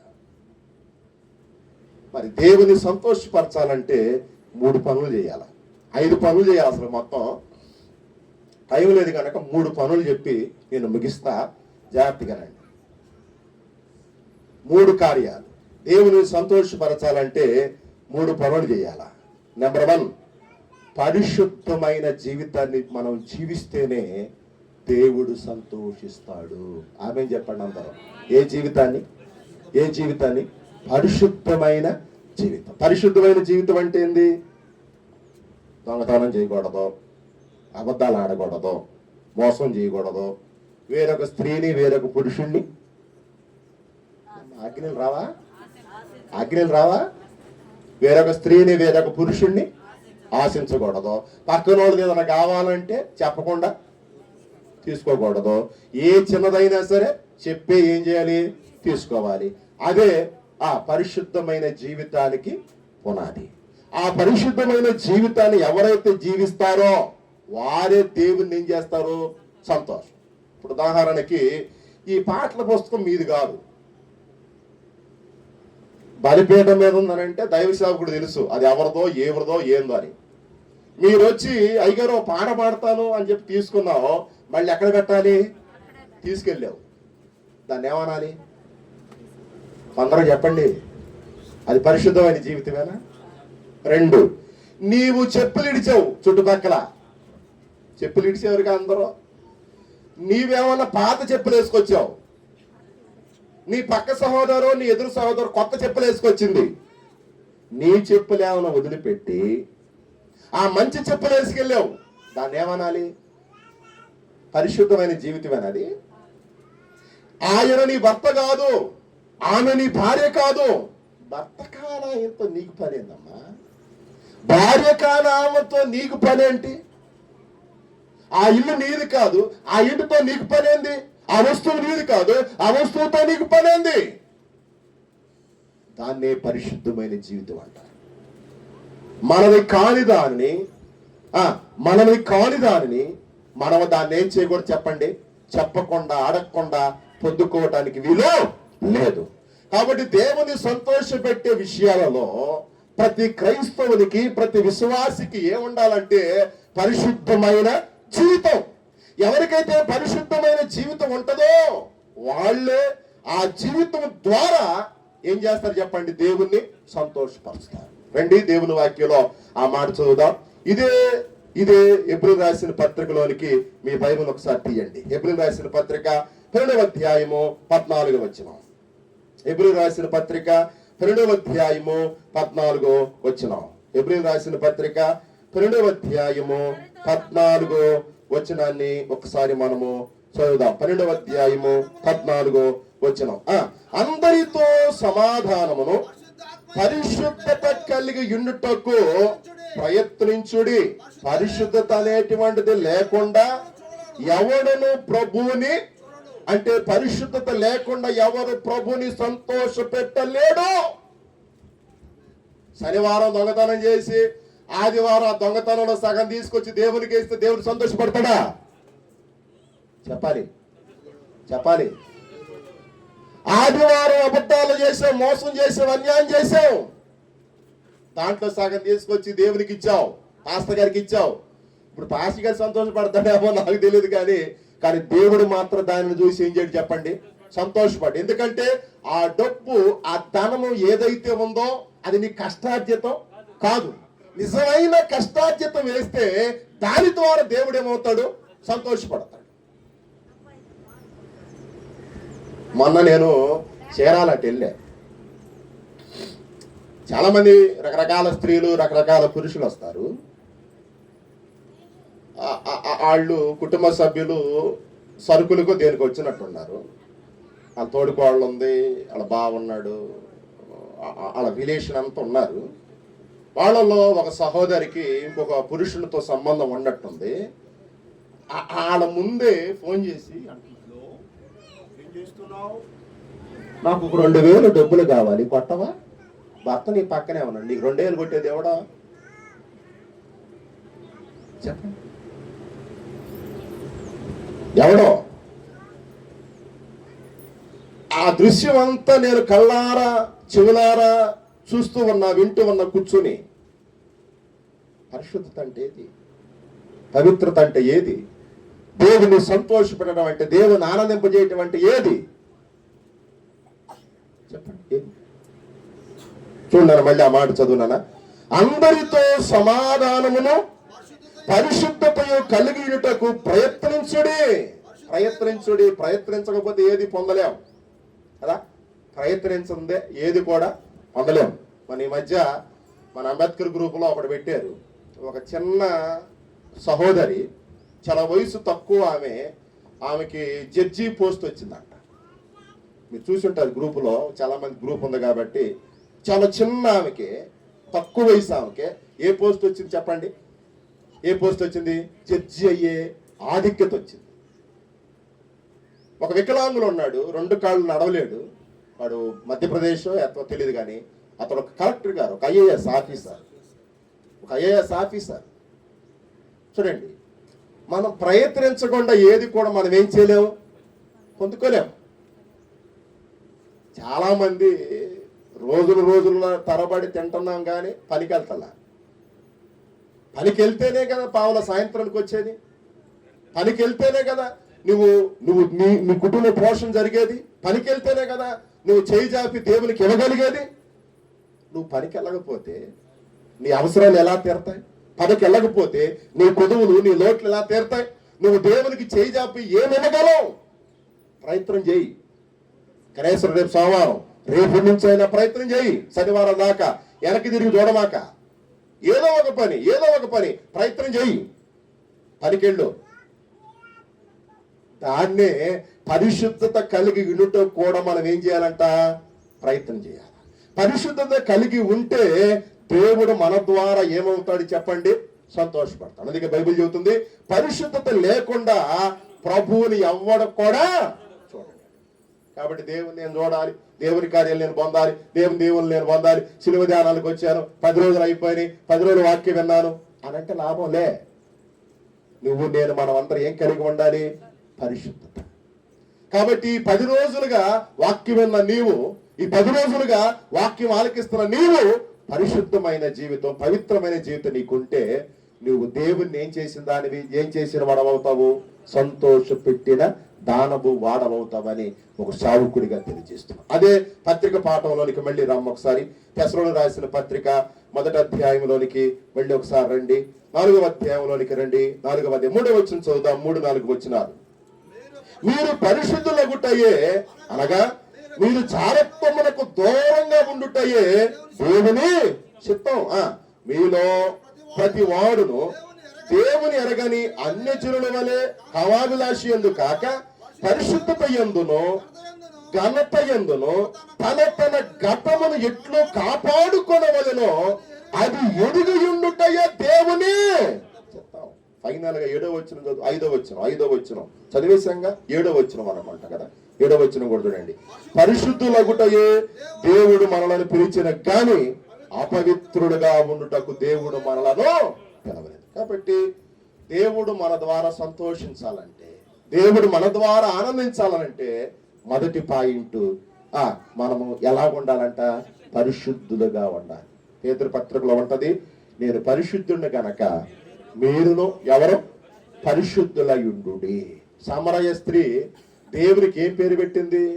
నువ్వు ప్రవక్తవని, నిజంగా నువ్వు దేవుడు అని పేరు పెట్టింది. ఆమె పాపాత్మురాలు కదా. ఆ పాపాత్మురాల సమరయ స్త్రీ దేవునికి ఏమని పెట్టింది? నువ్వు ప్రవక్తవని, నేను నిజంగా ఏం చేస్తున్నాను గ్రహిస్తున్నాను అని దేవునికి ఏం పెట్టింది? పేరు పెట్టింది. ఆమె ఒక పాపాత్మురాలైన దేవుడు ఎంత పరిశుద్ధుడో గుర్తించింది. కాబట్టి ఆదివారం మొదటి విషయంగా దేవుని సంతోషపరచాలనంటే, దేవుని ఆనందింపజేయాలంటే మనము పరిశుద్ధత కలిగి ఉంటేనే దేవుడు మన ద్వారా ఏమంటాడు? సంతోషిస్తాడు. రెండవ సంగతి చెబుతున్నాను. రెండవ సంగతి, మనము విశ్వాసం ద్వారా బ్రతికితేనే దేవుడు సంతోషిస్తాడు. ఒకటి, పరిశుద్ధంగా ఉంటేనే దేవుడు సంతోషిస్తాడు. 2, విశ్వాసం ద్వారా జీవిస్తేనే, విశ్వాసంతో బ్రతికితేనే, విశ్వాసం ద్వారా ఉంటేనే దేవుడు సంతోషపడతాడు. విశ్వాసం లేకపోతే దేవుడు సంతోషపడతాడు. ఎబ్రిల్ రాసిన పత్రిక 11వ అధ్యాయం 6వ వచనంలో ఏమంటది? ఎబ్రిల్ రాసిన పత్రిక 11వ చూడండి, ఏముంది చూడండి. 11వ, విశ్వాసము లేకుండా దేవునికి ఇష్టడై ఉండుట అసాధ్యం. దేవుని యొద్దకు వచ్చేవాడు ఆయన ఉన్నాడనియు తను వెతుకు వారికి ఆయన ఫలము దయచేయువాడని నమ్మి రావాలి. విశ్వాసంతో రావాలి. ఆదివారం ఆరాధనకి ఏదో పాస్టర్ గారు ప్రెజర్ చేస్తారన్నట్లుగా వెళ్ళకూడదు. ఆదివారం ఆరాధనకు వస్తున్నామంటే నమ్మకంతో రావాలి. అందుకే 100వ కీర్తనలు ఏమంటది? మొదటి వచనంలో ఏంది గుర్తులేదా? 100వ కీర్తన మొదటి వచనంలో ఏమంటది చెప్పండి. ఏదమ్మా నామాహ్వానికి చూస్తున్నారు? చదవండి. 100వ కీర్తన మొదటి వచనం. సమస్త దేశములారా యెహోవాకు ఉత్సాహ ధ్వని చేయుచు రావాలి. సంతోషముతో దేవుని సన్నిధికి రావాలి. వచ్చి సంతోషముతో దేవుణ్ణి మీరేం చేయాలి? సేవించడానికి సంతోషంగా రావాలి. సంతోషంగా రావాలి. రెండవ కారణం ఏంటంటే, విశ్వాసం ద్వారా, విశ్వాసంతో ఉంటే, విశ్వాసంతో జీవిస్తే దేవుడు మన ద్వారా ఏమవుతాడు చెప్పండి? సంతోషిస్తాడు. చాలా మంది ఆరాధనకు వస్తున్నారు కానీ విశ్వాసం కనపడుతుంది. చాలా మంది ఆరాధనకు వస్తున్నారు కానీ విశ్వాసం నేను చూడట్లా. నీకు ఏదైనా కావాలి, నీకు ఏదైనా అవసరం, విశ్వాసం కావాలి. ఏంటా విశ్వాసం? నేను దేవుని దగ్గరకు వచ్చాను, అడిగాను, తెల్లారిస్తాడనే విశ్వాసం. నేను దేవుని దగ్గరకు వచ్చాను, నేను దేవునిపై ఆధారపడ్డాను, దేవుడు తెల్లారి దాన్ని నాకు దయచేస్తాడనే విశ్వాసం. గర్వఫలాలు లేవా? విశ్వాసంతో రండి. విశ్వాసంతో మోకరించి కన్నీరుగా చెరగండి. ఉద్యోగాలు లేవా? విశ్వాసంతో రండి. విశ్వాసంతో మోకరించి కన్నీరుగా చెరగండి. మీకు బలహీనతలు ఉన్నాయా? ఆ బలహీనతల నుండి స్వస్థ కొరకు విశ్వాసంతో రండి. విశ్వాసంతో మోకరించండి. విశ్వాసంతో ప్రార్థన చేయండి. బైబిల్ చెబుతుంది కదా, నిన్ను స్వస్థపరిచే యెహోవాను నేనే. అందుకే 127వ కీర్తనలో ఏమంటది? గర్వఫలం యెహోవా ఇచ్చు బహుమ. సంతానం ఆయన ఇచ్చేదే, స్వస్థత కూడా ఆయన ఇచ్చేదే. ఉద్యోగమైనా, వ్యాపారమైనా, చిన్న పనైనా, పెద్ద పనైనా ఎవరిచ్చేది? దేవుడిచ్చేదే. కనుక మీరు దేవుడిచ్చే పనిని, దేవుడిచ్చే కార్యాన్ని పొందుకోవాలంటే సన్నిధికి ఎలాగ రావాలి? విశ్వాసంతో. విశ్వాసంతో. ఇప్పుడు మనం చదువుకున్నామే 11వ అధ్యాయము 6వ వచనంలో ఏముంది? విశ్వాసము లేకుండా దేవుడికి ఇష్టడై ఉండుట అసాధ్యం. కాబట్టి దేవుని వద్దకు వచ్చేవాడు ఆయన ఉన్నాడని తను వెతుకు వారందరికీ ఆయన ఏం చేస్తాడు? ఫలము దయచేస్తాడని నమ్మి రావాలని ఈ 11వ అధ్యాయము 6వ వచనంలో మనం చూసాం. అదే 10వ అధ్యాయం ఎబ్రిల్ రాసిన పత్రిక 38వ వచనం చదువు తల్లి. ఇదే ఎబ్రిల్ రాసిన పత్రిక 10వ అధ్యాయము 38వ వచనం. 38 నా ఎదుట వాక్యం కూడా తీసి చదవలేకపోతున్నారేంది, చదవాలి పాస్టర్గా. నా ఎదుట నీతిమంతుడైన వాడు విశ్వాస మూలముగా జీవించును గాని అతడు వెనుక తీసిన ఎడల అతని యందున్న ఆత్మకు ఎప్పుడో అవిశ్వాసంతో ఉంటే దేవునికి ఏముండదో సంతోషం ఉండదు. అభినమ్మకంతో ఉంటే దేవునికి సంతోషం ఉండదు. విశ్వాసంతో నువ్వు ముందుకు వచ్చినప్పుడే దేవుని ఆత్మకి ఏముంటది? సంతోషం. సంతోషం. మళ్ళీ చూడండి నా మాట 38. నా ఎదుట నీతిమంతుడైన వాడు విశ్వాస మూలముగా జీవించును గాని అతడు వెనుక తీసిన ఎడల, వెనక తీస్తే వెనక అడుగు వేస్తే వెనక్కి వెళితే అతని యందున్న ఆత్మకి ఏముండదు? సంతోషం. ఉదాహరణకి సొదొమ గొమొర్రా నుండి బయటికి తీసుకొస్తున్నప్పుడు దేవుడు లోతుతో ఏం చెప్పాడు? చెప్పండి, లోతుతో ఏం చెప్పాడు? మీరు ఆ సొదొమ నుండి బయటికి వచ్చేటప్పుడు నీవు గాని నీ భార్య నీ పిల్ల నీ కుటుంబ సభ్యులు ఎవరు కూడా ఒక్క నిమిషం వెనక్కి తిరిగి చూడటానికి వీలు. అక్కడి నుంచి శబ్దాలు వినబడతాయి, అక్కడి నుంచి కేకలు వినబడతాయి, అక్కడి నుంచి భయంకరమైన వార్తలు వినబడతాయి. అసలు ఏం జరిగిందో ఏం జరుగుతుందో అని మీరు వచ్చేటప్పుడు వెనక్కి తిరిగి మాత్రం ఆరాధనకు వచ్చేటప్పుడు ఆగాగి వస్తామే. ఆరాధనకు వచ్చేటప్పుడు ఎలా వస్తాం చెప్పండి? ఆగాగే అందరిని బలగరించుకుంటా, అందరు యోగక్షేమాలు. ఆదివారమేనా ఆరాధనకు వచ్చేటప్పుడే నీకు కుదిరింది? నీకు ఇప్పుడు వెళ్ళి మాట్లాడు సాయంత్రం దాకా. అప్పుడు వాళ్ళు ఉంటారు అయ్యారు, అప్పుడు వాళ్ళు ఉండరు. మరి నువ్వు ఆగాగి రావటం వల్ల నీవు వెనకదీసిన ఎడలా, నువ్వు వెనకడుగేసిన ఎడలా దేవుని ఆత్మకేముండదు? మరి ఇప్పుడు దీన్ని ఏం చేద్దాం? చెప్పండి. కాబట్టి ఎవరైతే అవిశ్వాసంతో ఉంటారో, ఎవరైతే వెనకడుగులు వేస్తూ ఉంటారో, ఎవరైతే అపనమ్మకంతో ఉంటారో వారిని బట్టి దేవుని ఆత్మకేముండదంట? సంతోషం ఉండదు అని ఈ 10వ అధ్యాయము 38వ వచనంలో చూస్తున్నాం. ఇప్పుడు సువార్త పాఠంలోకి వెళ్దారండి. విశ్వాసం గురించి మాట్లాడుకుందాం. సువార్త పాఠ్య భాగం మత్తయి సువార్త 15వ అధ్యాయంలోనికి ఒకసారి మీ బైబిల్ తిరిగేయండి. మత్తయి సువార్త 15వ అధ్యాయంలోనికి ఒకసారి మీ బైబిల్ తిరిగేయండి.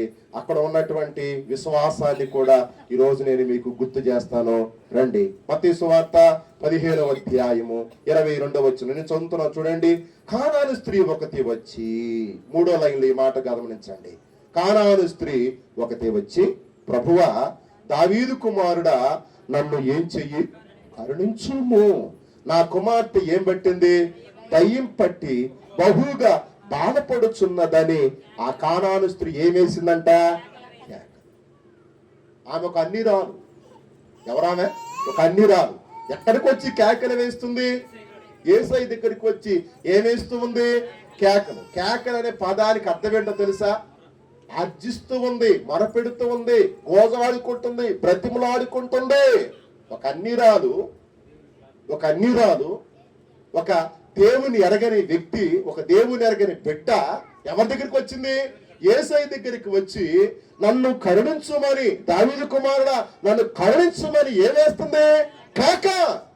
ఒక క్రైస్తవుడు అయిన నీవు దేవుని సన్నిధికి వచ్చి ఎప్పుడైనా ఇలాంటి కేక వేసావా? ఆయన రక్తంలో కడగబడిన నీవు దేవుని సన్నిధికి వచ్చి ఇలాంటి మొర్ర, ఇలాంటి విజ్ఞాపన చేసావా? చదువుదాం మళ్ళీ రండి. అందుకాయన ఆమెతో ఒక్క మాట అయినను, అంటే నోరు తెరిచి సమాధానం చెప్పాల దేవుడు. సపోజ్ మనం ప్రార్థన చేసినప్పుడు దేవుడు సమాధానం చెప్పలేదు, పాస్టర్ గారు సమాధానం చెప్పలా, మనం ఏమంటాం? ఎంత గర్వమో.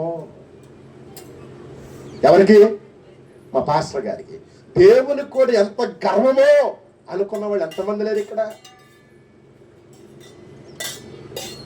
ఆ 22వ వచనంలో ఆమె ఒక అన్యురాలయ్యుండి దేవుని దగ్గరకు వచ్చి, దావీదు కుమారుడా నన్ను కరుణించు అని, నా కుమార్తె దెయ్యం పట్టి బహుగా బాధపడుతుందని ఏమేస్తుంది? కేకలు వేస్తుంటే యేసయ్య ఆమెతో నోరు తెరచి ఒక్క మాట కూడా ఏం చెప్పలేదు చెప్పండి, సమాధానం చెప్పలేదు. అప్పుడు ఆయన శిష్యులు వచ్చి ఆమె మన వెంబడి వచ్చి కేకలు వేయుచున్నది కనుక ఈమెను పంపివేయుదమని ఆయనను ఎవరో శిష్యులన్నా స్పందించారు. గమనించాలి, ఇక్కడ శిష్యులన్నా స్పందించారు. ఏమని? అయ్యా, ఆ త్రోవ ప్రక్కన గుడ్డోడి కేకలేసినట్లుగా ఈమె కూడా ఏమేస్తుంది? కేకలేస్తుంది. అక్కడేమన్నా ఆ ఊళ్ళో ఉన్న ప్రజలందరూ ఏమేశారు? ఏమన్నారు? ఆయనతో నీకు పనేంద్రా, నువ్వు మౌనంగా ఉండు, కేకలేద్దని నిశ్శబ్దంగా ఉండని అన్నారు. ఇప్పుడు శిష్యులు స్పందించి ఏమంటున్నారు? అయ్యా, ఈమె మనల్ని ఫాలో అవుతా ఉంది, ఈమె మనల్ని వెంబడిస్తా ఉంది, మనం ఎక్కడికి వెళ్తే అక్కడికి, మనం ఏ స్థలానికి వెళ్తే ఆ స్థలానికి మనం వదలకుండా మనెంబటే వస్తా ఉంది. కాబట్టి ఈమె మనతో రాకుండా, ఈమె మనల్ని వెంబడించకుండా నువ్వు ఒక్క మాట సెలవిస్తే ఈమెను ఎక్కడికి పంపించేస్తావు? వెనక్కి. దేవుని సంగమా, దేవుని బిడ్డారా, దేవుడు ఎక్కడికి వెళ్తే అక్కడికి వెళ్ళింది ఎవరో? ఈ కానాను స్త్రీ. మరి నువ్వు, మరి నువ్వు, మరి నేను, మరి మనము చెప్పండి. శిష్యులు స్పందించి అంటున్నారు, నువ్వు ఒక్క మాట చెప్పు మాతోటి, ఆమెతో వద్దు, ఆమెతో చెప్పాల్సిన అవసరంలే, పంపిమంటే పంపిస్తామనంది. అప్పుడు యేసయ్య అన్నాడు, చూడండి, ఆయన ఇశ్రాయేలు ఇంటి వారై నశించిన గొర్రెల ఎద్దకే కదా, మరి ఎవరి ఎద్దకు నేను పంపబడలేదా? నేను 25.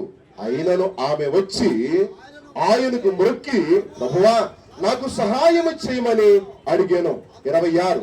అందుకాయన పిల్లల రొట్టె ముక్కలు తీసుకొని ఒక్క పిల్లలకి వేయట ఉత్తమ కాదని చెప్పగా 27.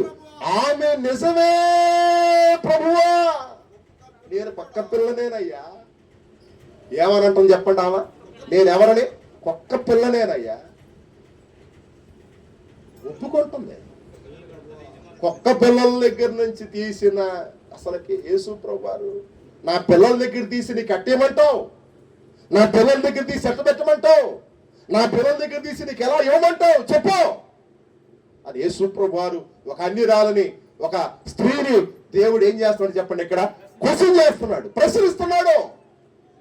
ఒకవేళ ఈ ఉదయకాలం ఆరాధనలో దేవుడు ఇక్కడ నిలబడి, నేను నిలబడిన దగ్గర నన్ను ప్రశ్నిస్తే నా దగ్గర జవాబు ఉందా? మనల్ని ప్రశ్నిస్తే నీ దగ్గర జవాబు ఉందా? ఒకసారి నిన్ను పరీక్షించుకో. విశ్వాసం ఉందా నీకు? నీతి ఉందా నీకు? భక్తి ఉందా నీకు? దేవుని సంతోషపరిచే వ్యక్తివేనా? దేవుని ఆనందింపజేసే వ్యక్తివేనా అని దేవుడు మనల్ని ప్రశ్నిస్తే ఆ ప్రశ్నకి మన దగ్గర బదులేది? ఆ ప్రశ్నకి దేవుని దగ్గర మనకి సమాధానం ఏది? ఆలోచించేయండి. చూడనక నిజమే ప్రభువా, కుక్క పిల్లలు కూడా తమ యజమానుడు బల్ల మీద నుండి పడు రొట్టె ముక్కలు తిను కదా అని ఆమె రొట్టె కోసం ఆశపడలా. ఆ బల్ల మీద నుంచి కింద పడే రొట్టె ముక్కలు అయితే ఉన్నాయో చూడండి, వాటి కోసం ఏం పడింది చెప్పండి? ఆమె ఆశపడింది. అప్పుడు ఆమెను చూసి అంటున్నాడు, చూడండి 28. అందుకు యేసు, అమ్మా నీ విశ్వాసము ఏంది? విశ్వాసం ఉంటేనే దేవుడు ఏమవుతాడు చెప్పండి? సంతోషపడతాడు. మొదటిదేంటి? పరిశుద్ధత ఉంటే సంతోషపడతాడు. రెండవది, విశ్వాసం ద్వారా దేవునికి ఏమొచ్చింది? సంతోషం. మన విశ్వాసంతో ఉంటేనే దేవునికి సంతోషం. వెనక తీస్తే దేవునికి సంతోషం కాదు. ఈ అన్నిరాలు, ఒక అవిశ్వాసి, ఒక స్త్రీ దేవుని దగ్గరకు వచ్చి ఏముంది? విశ్వాసంతో ఉంది. కాబట్టి ఇప్పుడు యేసుప్రభువారు అన్నాడు, అమ్మా నీ విశ్వాసము ఏందే? ఒక అన్నిరాలకు ఉన్నంత విశ్వాసం ఒక క్రైస్తుడు అయిన నీకు లేదే, ఒక దేవుని కుమారుడు అయినా, ఒక దేవుని కుమార్తెమైనా నీకు లేదే. రాత్రి పాస్టర్ గారు చెప్పిన పాఠాలు చూడండి. వాళ్ళు ఎవరో శాస్త్రులు, పరిసయ్యులు పుదీనాలోను, జీలకర్రలోను, సోంపులో కూడా దేవునికి ఏమిచ్చారు? ఫలం పంపించారు. కానీ హృదయంలో ఏమి లేదు, చోటు లేదు వాళ్ళకి. దేవునికి వాళ్ళకి ఏమి లేదు చెప్పండి? చోటు లేదు. పైకి వాళ్ళు ఎలాగున్నారు? సున్నం కొట్టిన సమాధిలాగా, లోపల మాత్రం బహు భయంకరంగా కల్ముషంగా ఉన్నారు. కానీ ఈ స్త్రీని 21వ వచనం నుండి 27వ వచనం దాకా అణువణువున దేవుడు పరీక్షించాడు. ఆమె చెప్పాలి. ఎవరిని? 21వ వచనం నుండి 27వ వచనం దాకా ఒక అన్యురాలిని ఆమె నిలబడిద్దో లేదో, ఆమె స్టాండర్డ్ గా ఉండిద్దో లేదో, ఆమె సరిగ్గా ఉండిద్దో లేదో, మళ్ళీ అద్భుతం పొందుకుని వెళ్ళిపోయిద్దామో అని దేవుడు అణువణువున ఆమెను ఏం చేశాడు? పరీక్షించాడు. ఈ ఉదయకాలంలో దేవుని వాక్యం వింటున్న దేవుని బిడ్డ, దేవుడు మనల్ని కూడా పరీక్షిస్తాడు. ఏదైనా కార్యం జరగాలంటే, దేవుడు అద్భుతం చేయాలంటే పరీక్షిస్తాడు. ఆ పరీక్షలో నువ్వు నేనేం కావాలి? నిలబడాలి. ఆ పరీక్షలో గెలవాలి. ఆ పరీక్షలో మన విజయాన్ని ఏం చేయాలి? సాధించాలి. అప్పుడే దేవుని కార్యాన్ని నువ్వు కళ్ళారా, చెవులారా, మనసారా ఏం చేయగలవో చూడగలవు. 28. అందుకు యేసు, అమ్మా నీ విశ్వాసం ఏంటి? ఈ ఆదివారం విశ్వాసం గొప్పది కావాలి. నీ విశ్వాసం గొప్పది కావాలి. ఎప్పుడు చిన్న విశ్వాసంతో ఉండొద్దు. ఎప్పుడు చిన్న బ్రతుకుతో ఉండొద్దు. నీ విశ్వాసం చిన్న విశ్వాసం కాస్త ఏమవ్వాలి? గొప్ప విశ్వాసం, పెద్ద విశ్వాసం అవ్వాలి. చాలా మందికి దేవునికి ఇచ్చే దగ్గర కొంచెం చెయ్యి ముందుకు రావట్లా. ఆ చిన్న విశ్వాసం దగ్గరే ఉంటున్నారు. దానికి ఒక పేరు పెట్టారు. నాది చిన్న జీతమేగా, నాది చిన్న ఉద్యోగమేగా, నాది చిన్న పనేగా, నా చిన్న కార్యమేగా. ఇప్పుడు మన బైబిల్ గ్రంథంలో ఏలియా దగ్గరికి వెళ్దాం రండి. పేద విధవరాలు. ఆమె దగ్గర కూడా ఏముంది? కొద్ది పిండే, కొంచెంలోనే ఉంది. కానీ అందులోనే ఆమె దేవుని సేవకుడికి ఏం చేయగలిగింది? ఇవ్వగలిగింది, పెట్టగలిగింది. తద్వారా ఏం జరిగింది?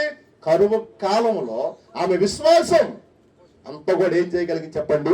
పోషించబడగలిగింది. నీ చెయ్యి చాపాలి ముందుకి, నీ చెయ్యి ముందుకు రావాలి. నీ విశ్వాసం కనపరచాలా, దేవునికి చూపించాలా. దేవా నేను నీకు ఇచ్చాను, నువ్వు నాకు ఇవ్వు. మలాకి గ్రంథంలో అదే చూస్తాం మనం. నాకు ఇచ్చి నన్ను ఏం చేయండి? శోధించండి. విశ్వాసంతో రండి. నువ్వు దేవుని సంతోషపెట్టు, నువ్వు దేవునికి ఇవ్వాల్సింది ఇవ్వు, దేవునికి చేయాల్సింది చెయ్యి, దేవుని గణపరచు, దేవుని మహిమపరచు. దేవుడు తెల్లారే నీ జీవితంలో కార్యం చేయకపోతే అప్పుడు వాడుకో. మూడవది చూద్దాం. మూడవది, మొదటిది ఏంటి?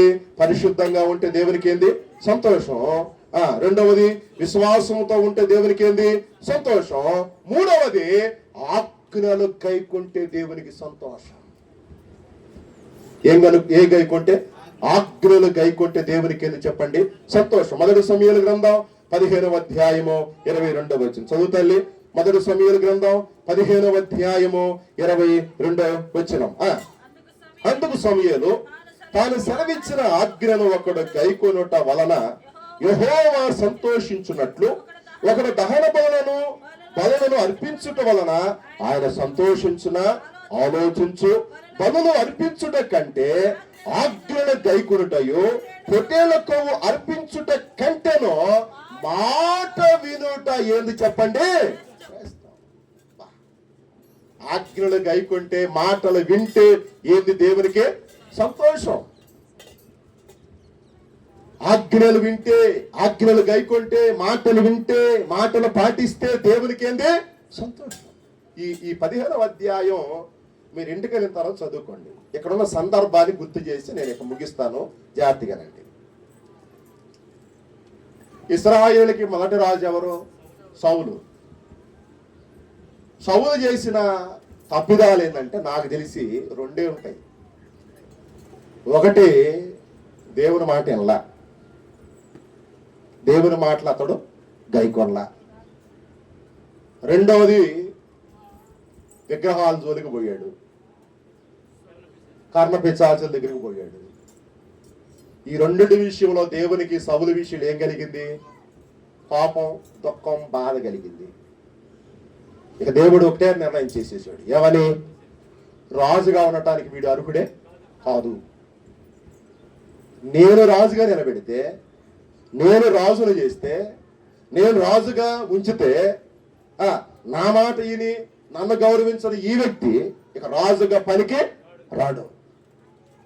రాజుగా పనికి రాడు అనుకుని దేవుడు ఏం చేశాడంటే సౌలుని రాజుగా తీసివేసి, ఎవరైతే దేవుని మాట వింటారో, ఎవరైతే ఆయన ఆజ్ఞలు గైకుంటారో వాళ్ళని తీసుకొచ్చి దేవుడు మళ్ళీ ఏం చేశాడు చెప్పండి?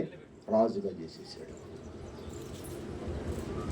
ఎవరు ఆ రాజు? మళ్ళీ రెండో రాజు దావీదు. దావీదు కీర్తన గ్రంథం మొత్తం చదువుకోండి.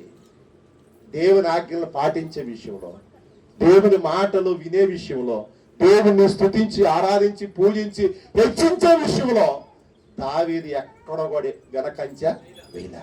మరి నీవు దేవుని స్తుతించే విషయంలో, దేవుని గణపరిచే విషయంలో, దేవుని ఆజ్ఞలను పాటించే విషయంలో వెనుకం చేస్తున్నావా?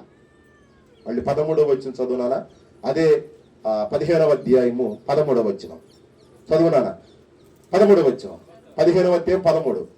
తరువాత అతడు సౌలు రాజు వద్దకు రాగా, సౌలు యెహోవా వలన నీకు ఆశీర్వాదము కలుగునుగాక, యెహోవా ఆజ్ఞ నేను ఏం చేశాను? జస్ట్ తనలో చెప్పుకుంటున్నాడు అంతే. కానీ జనాల ముందే చెబుతున్నాడు, నేను నెరవేర్చానని చెబుతున్నాడు. కానీ ఇతడు ఏం చేయలేదు? ఆజ్ఞను గైకొల్లా. కాబట్టి ప్రియ దేవుని సంగమా, దేవుని బిడ్డారా, ముగింపులో నేను ఇలాగ చెప్పి నేను ముగిస్తాను. ముగింపులో నేను ఇలాగ మాట్లాడి నేను ముగిస్తాను. ఇప్పటిదాకా నువ్వు మనుషులను సంతోషపరిచింది చాలు. ఇప్పటిదాకా మేము మనుషుల్ని మెప్పించింది చాలు. మీకు తెలుసో లేదో, మా అన్న సంసోన్ అన్న, ఏది మా ఇంటి పక్క సంసోన్ కాదు, పరిశుద్ధ బైబిల్ గ్రంథంలో ఉన్న సంసోన్ అన్న. మా వదినమ్మ ఎవరో తెలియలమ్మ. అతని బలాన్ని తెలుసుకోవటానికి అతను ఏం చేసింది? శోధించింది. 2-3 సార్లు తన బలం గురించి ఆమెకి చెప్పలా. అప్పుడు తెలియలమ్మ సంసోనుని ఏమందో తెలుసా? నువ్వు నన్ను ఎగతాళి చేస్తున్నావు, నువ్వు నన్ను అవమానం చేస్తున్నావు, నువ్వు నన్ను మాట బాధ పెడుతున్నావు, నీ బలం ఎక్కడుందో నువ్వు నాకు చెప్పలేరా? సంసోనుకి తెలుసు తన బలం ఎక్కడుందో. ఎవరికైనా చెబితే తన బలం ఏమైపోయిందని, పోయిద్దని.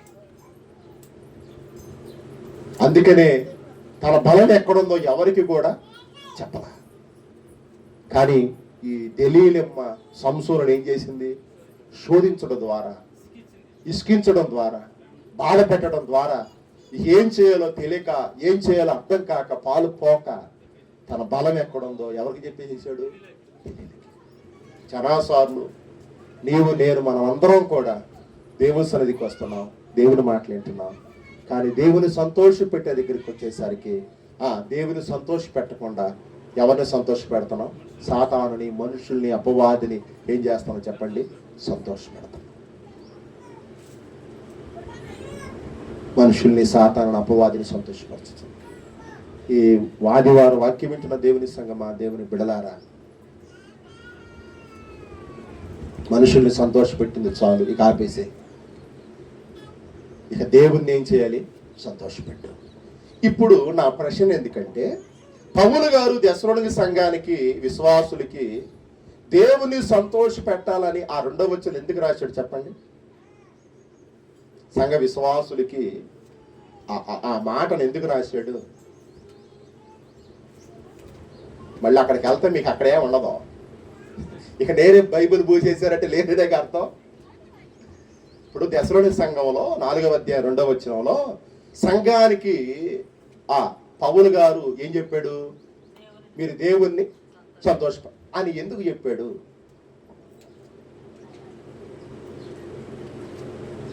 చెబుతారా ఎవరన్నా? అది కూడా నేనే చెప్పమంటారా? జాగ్రత్తగానండి. తెస్సలోనిక అనే పేరు ఒక స్త్రీ పేరు. ఏంటి చెప్పండి? తెస్సలోనిక అని అంటే ఒక స్త్రీ పేరు. ఈ స్త్రీ ఎవరనంటే ద గ్రేట్ చక్రవర్తి అయినటువంటి అలెగ్జాండర్ సోదరి, చెల్లెలేమ. ఆమె సంతోషం కోసము, ఆమె కట్నంగా, కానుకగా ఈ పట్టణాన్ని ఆ రాజు చెల్లెలికి ఇచ్చాడు. అంటే చెల్లిని ఏం చేయటానికి? సంతోషపరచడానికి. రాజుగారు ఆ ఊరికి ఏ పేరు పెట్టాడు? తన చెల్లెలి పేరు పెట్టి ఆ చెల్లెలు పేరు పెట్టిన ఆ ఊరిని దేనికి ఇచ్చాడు? కట్నంగా ఇచ్చాడు, కానుకగా ఇచ్చాడు. అందుకనే ఆ ఊరికి ఏమని వచ్చింది? తెస్సలోనిక. ఇప్పుడు ఊరిలో ఆ తెస్సలోనిక పేరు పెట్టబడింది. ఆ ఊరికి ఆమె కాపురానికి వచ్చింది. ఆ ఊరు ఆమెది. ఇప్పుడు ఆ ఊరు మనుషులందరూ, తెస్సలోనిక పట్టణ ప్రజలందరూ ఎవరిని సంతోష పెట్టాలి? రాణిని సంతోష పెట్టాలి. అది పౌలు గారు కళ్ళారా చూశాడు కనుక అప్పుడప్పుడు ఆ 4వ అధ్యాయం అంటాడు, నిరీక్షణ లేని వాళ్ళలాగా బ్రతకమాకండ్రా బాబు, విశ్వాసం లేని వాళ్ళలాగా బ్రతకమాకండ్రా బాబు, పరిశుద్ధత లేని వారిగా బతకొద్దురా బాబు అని అంటూ. ఎందుకు నాయన స్త్రీ దగ్గరికి వెళ్ళి స్త్రీ మాటలు వింటారు, స్త్రీ దగ్గరికి వెళ్ళి స్త్రీని బ్రతలాడుకుంటారు, స్త్రీ దగ్గరికి వెళ్ళి స్త్రీని కోసాడుకుంటారు, స్త్రీ దగ్గరికి వెళ్ళి స్త్రీని సంతోషపడతారు. ఆమె ఒక స్త్రీరా నాయన, ఆమె ఒక మనిషిరా నాయన, ఆమె ఒక దేవతరాయన, ఆమె జోలికి మీకొద్దు. అందుకని ఆమెను విడిచి దేవుణ్ణి ఏం చేయండి? సంతోషపరచండి. ఇప్పుడు దేవుని బిడ్డల ముగింపులో ఒక మాట చెబుతా. మనం ఎవరికైనా అమ్ముడు పోయామంటే వాళ్ళకే సంతోషం, వాళ్ళనే సంతోష పెడతాం. మనం వాళ్ళకి అమ్ముడు బాగపోతే వాళ్ళని మనం సంతోష పెట్టము. మనం ఎవరినైతే సంతోష పెట్టాలనుకుంటాం వాళ్ళని ఏం చేస్తాం? సంతోష పెడతాం. అందుకని తెస్సలోనిక సంఘ ప్రజలు, అక్కడ ఉన్న విశ్వాసులు ఈ ఊరు ఆమెని, ఏది తెస్సలోనిక అనే స్త్రీని సంతోష పెడతారని, ఆమె మాటలతో, పూజలతో, నోములతో, వ్రతాలతో సంతోషపరుచుతారని. ఆ స్థితి మీకు వద్దురా నాయన. ఆమెను అసలు విడిచిపెట్టండి. ఆమె దేవుడే కాదు, ఆమె దేవతే కాదు, ఆమె ఒక వ్యక్తే కాదు. మీరు దేవుణ్ణి ఏం చేయండి? సంతోష పెట్టండి అని పౌలు గారు 2 చేతులెత్తి వాళ్ళని ఏం చేశాడు చెప్పండి? కోసాడుకున్నాడు. సమస్త జ్ఞానానికి మించిన దేవుని సమాధానం యేసుక్రీస్తు వల్ల మీ హృదయాలకు తలంపులకి కావలి ఉండుగాక. ఆమేన్. దేవా నాయందు శుద్ధ హృదయము కలుగ చేయము నాయంతరంగములో స్థిరమైన మనసును ఫలముగా పుట్టించుము. నీ సన్నిధానములో నుండి నన్ను వేయకుము నీ పరిశుద్ధాత్మను తనుని తీసివేయకుము. నీ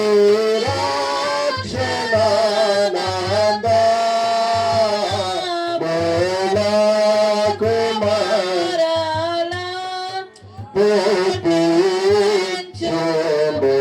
సమాధి గల మనసు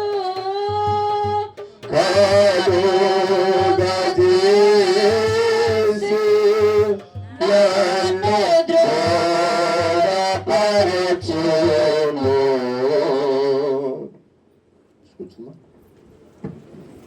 ఎవరైనా దశం భాగం కానీ కృతజ్ఞత అర్పణ కానీ అర్పించవాలంటే లేచి ముందుకు రావాల్సిందిగా దేవుడి నామంలో మనము చూస్తూ ఉన్నాను.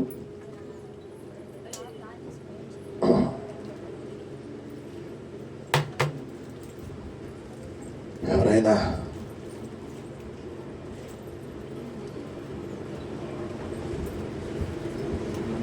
ప్రార్థన చేద్దాం. ప్రేమ కలిగిన మా తండ్రి, జాలి కలిగిన మా యేసయ్య, నీ బిడ్డలు నీ సన్నిధికి వచ్చి నీ వాక్యం విని వారిచ్చి నీ కానుక ఏదైతే ఉందో, ఎంతైతే ఉందో మీరు చూశారు.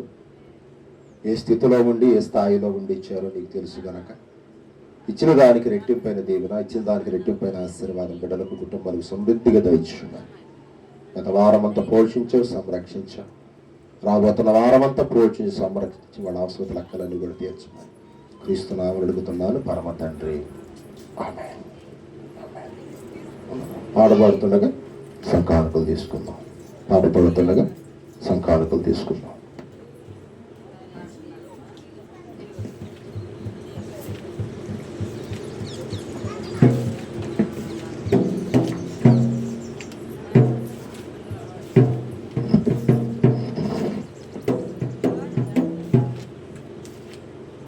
మేలులు నీ మేలులు మరచిపోలేనయ్యా, మేలులు నీ మేలులు మరచిపోలేనయ్యా, నా ప్రాణమున్నంత వరకు విడిచిపోలేనయ్యా, నా ప్రాణమున్నంత వరకు విడిచిపోలేనయ్యా, మేలులు నీ మేలులు మరచిపోలేనయ్యా, కొండలలో ఉన్నను మరచిపోలేనయ్యా, శ్రమలలో ఉన్నను విడిచిపోలేనయ్యా, కొండలలో ఉన్నను మరచిపోలేనయ్యా, శ్రమలలో ఉన్నను విడిచిపోలేనయ్యా, నీది ప్రేమించే మనసయ్యా, యేసయ్యా, ప్రేమించే మనసయ్యా, ప్రేమించే మనసయ్యా, యేసయ్యా, ప్రేమించే మనసయ్యా, మేలులు నీ మేలులు మరచిపోలేనయ్యా, అగ్నిలో ఉన్నను కాలిపోలేనయ్యా, జలములలో వెళ్ళినా మునిగిపోలేనయ్యా, అగ్నిలో ఉన్నను కాలిపోలేనయ్యా, జలములలో వెళ్ళినా మునిగిపోలేనయ్యా, నీది గొర్రె పిల్ల మనసయ్యా, యేసయ్యా, గొర్రె పిల్ల మనసయ్యా, యేసయ్యా, గొర్రె పిల్ల మనసయ్యా, యేసయ్యా, గొర్రె పిల్ల మనసయ్యా, మేలులు నీ మేలులు మరచిపోలేనయ్యా, హల్లెలూయా. నీకిచ్చు అర్పణలు నీవేమా మాకులా సకలాసు మాకులా సకలాసు మా ప్రభువాయని నీవే గదా, నీకిచ్చు అర్పణలు నీవెప్పుడు గైకొనుమా. తండ్రి ఈ కానుకలు దీవించి మీరు ఆశీర్వదించి ఈ గుప్పుడు బియ్యాలను దీవించి మీరు ఆశీర్వదించి మరి ఉద్యోగ వ్యాపార వ్యవసాయ పనులు ప్రయాణాల్లో నుండి కష్టార్జితములో నుండి నిన్ను ప్రేమించి నీ వాక్యాన్ని ప్రేమించి నీ సన్నిధిని ప్రేమించి ఏది ఇచ్చారో ఎంత ఇచ్చారో తెలుసు కనుక అందుకు రెట్టొప్పైన దేవుని ఆశీర్వాదాలు బిడ్డలకు కుటుంబాలకు సమృద్ధిగా దయచేయమని గత వారం అంతా పోషించి సంరక్షించ రాబోతున్న వారం అంతా దీవించి సంరక్షించి పోషించమని వారి పనుల ప్రయాణాలు విజయాన్ని జయాన్ని దయచేయమని కృప వెంబడి కృప దయ వెంబడి దయ కరుణ వెంబడి కరుణ దయచేయమని కుదువ లేకుండా కొరత లేకుండా లోటు లేకుండా చేయమని బిడ్డల కొరకు ఆకర్షితూ నింపమని పద్ధతాలను దేవుని వారికి దయచేయమని యేసునామములో అడుగుతున్నాను తండ్రి, ఆమేన్. కూర్చున్నాం. ప్రభువైన యేసుక్రీస్తు నామములో మీ అందరికీ శుభవందనాలు. మరి ఆలయం పెయింట్లు వేస్తూ ఉన్నారు, అందరూ చూస్తున్నారు కనుక ఇంకా ఎవరైతే పంచాయతీ ఇవ్వలేదో వాళ్ళ దగ్గరికి ఈరోజు సాయంత్రం పెద్దలు వస్తారంట. కాబట్టి మీ యొక్క కానుక ఏదైతే ఉందో, పంచాయతీ ఏదైతే ఉందో దాన్ని ఇవ్వాల్సిందిగా పెద్దలు తెలియజేస్తూ ఉన్నారు. కాబట్టి ఈ విషయాన్ని అందరూ కూడా గమనించండి. ఈరోజు సాయంత్రం ఇంకెవరైతే పెద్దలు మీరు పంచాయతీ ఇవ్వలేదో వాళ్ళ ఇళ్ళకి ఈరోజు సాయంత్రం పెద్దలు వస్తారంట. కాబట్టి ఈ ప్రకటన అందరూ కూడా గమనించవలసిందిగా మనవి చూస్తూ ఉన్నాను. ప్రతిరోజు సాయంత్రం జరుగుతున్న ఈ సిలువ ధ్యానాల్లో అందరూ కూడా పాల్గొంపులు పొందండి. ఎవరు కూడా నిర్లక్ష్యంగా ఉండొద్దు. పెందరకాడ ఇళ్ళకి రండి. పెందరకాడ కాస్త పనులు చేసుకోండి. ఆల్రెడీ 10 రోజులు అయిపోయాయి. ఇంకా మన ఎదుట 30 రోజులు మాత్రమే ఉన్నాయి. కాబట్టి ఈ విషయాన్ని అందరూ కూడా గమనించి ఈ 30 రోజులు విశ్వాసంతో వద్దాం. దేవుని ఆశీర్వాదాలు పొందుకుందాం. దేవుని సంతోషింపచేద్దాం. చివరి ప్రార్థన ఆశీర్వాదాలతో ఈ కూడికను ముగించుకుందాం. ప్రార్థన. ప్రేమ కలిగిన మా తండ్రి, కృపగల దేవ, ఈ ఆరాధనకు వచ్చిన బిడ్డలందరూ కూడా దీవించి ఆశీర్వదించి పంపించండి అయ్యా. ఈ వారమంతయు మమ్మల్ని కాపాడినందుకు మీకు కృతజ్ఞత స్తుతి స్తోత్రాలు చెల్లిస్తూ ఉన్నాం. ఈ వారమంతా మమ్మల్ని నడిపించినందుకు మీకు స్తోత్రాలు చెల్లిస్తున్నాం. ఈ వారమంతా బలపరిచినందుకు మీకు స్తోత్రాలు చెల్లిస్తున్నాం. పగలు ఎండ దెబ్బైన రాత్రి వెళ్ళు దెబ్బను తగలకుండా కాపాడినందుకు మీకు వందనాలు చెల్లిస్తూ ఉన్నాం. ముఖ్యంగా ఈ పరిశుద్ధ ఆదివారం ఆరాధనకు రావటానికి మీరు చూపిన ఈ కృప కొరకే నీకు స్తోత్రాలు, ఈ దయ కొరకే నీకు స్తోత్రాలు అయ్యా. ఈ ఆరాధనలో పాల్గొని నేను ఎలాగో సంతోష పెట్టాలనే అంశం మీద కొన్ని విషయాలు విన్నాం. ఇప్పుడు దాకా మేము మనుషులను సంతోషపెట్టి, మనుషుల్ని ప్రేమించి, మనుషుల్ని గౌరవించేవాళ్ళం. కానీ ఇకనైనా సరే నేను సంతోషపెట్టి, నేను ప్రేమించేవారిగా, నేను గౌరవించేవారిగా నన్ను నీ ప్రజలను మీరు సిద్ధపరచమని ప్రార్థన చేస్తున్నాం. ప్రభా, ఎవరైతే బలహీనులుగా ఉన్నారో అట్టి వారి కొరకు ప్రార్థన చేస్తున్నాం. ఇప్పుడే వారిని ముట్టండి, తాకండి, స్వస్థపరచండి అయ్యా. ఎవరైతే సమస్యలతో ఉన్నారో వారి కొరకు నేను ప్రార్థన చేస్తున్నాను. వారి సమస్యలన్నిటికీ విడుదల, విముక్తి మీరు దయచేయండి. ఎవరైతే ఆర్థిక బంధకాలలో ఉన్నారో వారికి ఆర్థిక బంధకాలన్నీ కూడా దూరపరచమని ప్రార్థన చేస్తున్నానయ్యా.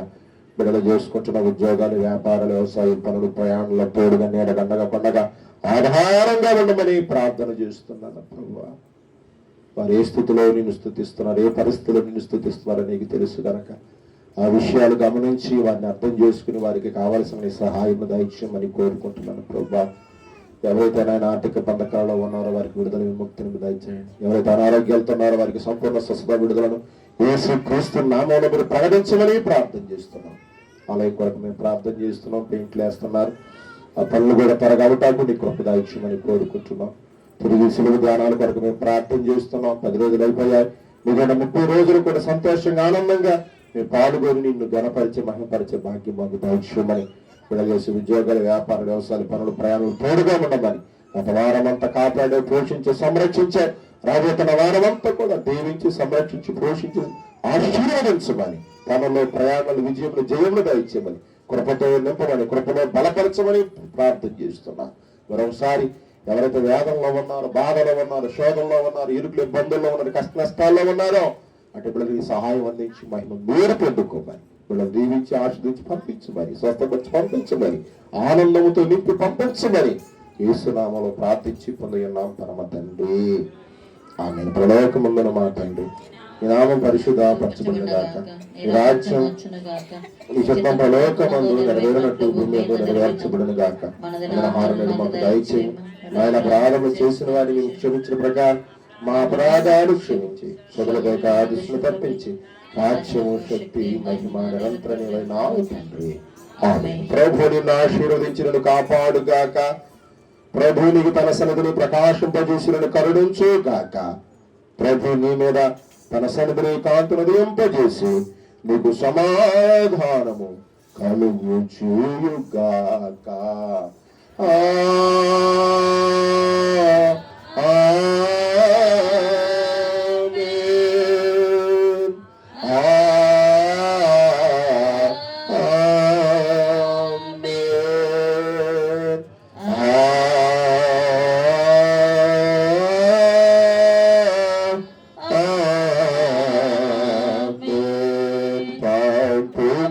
దేవా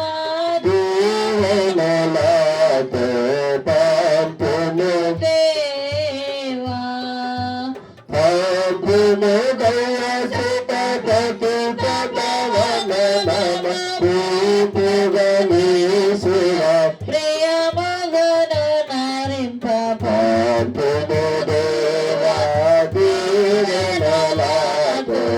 పంపుము దేవా.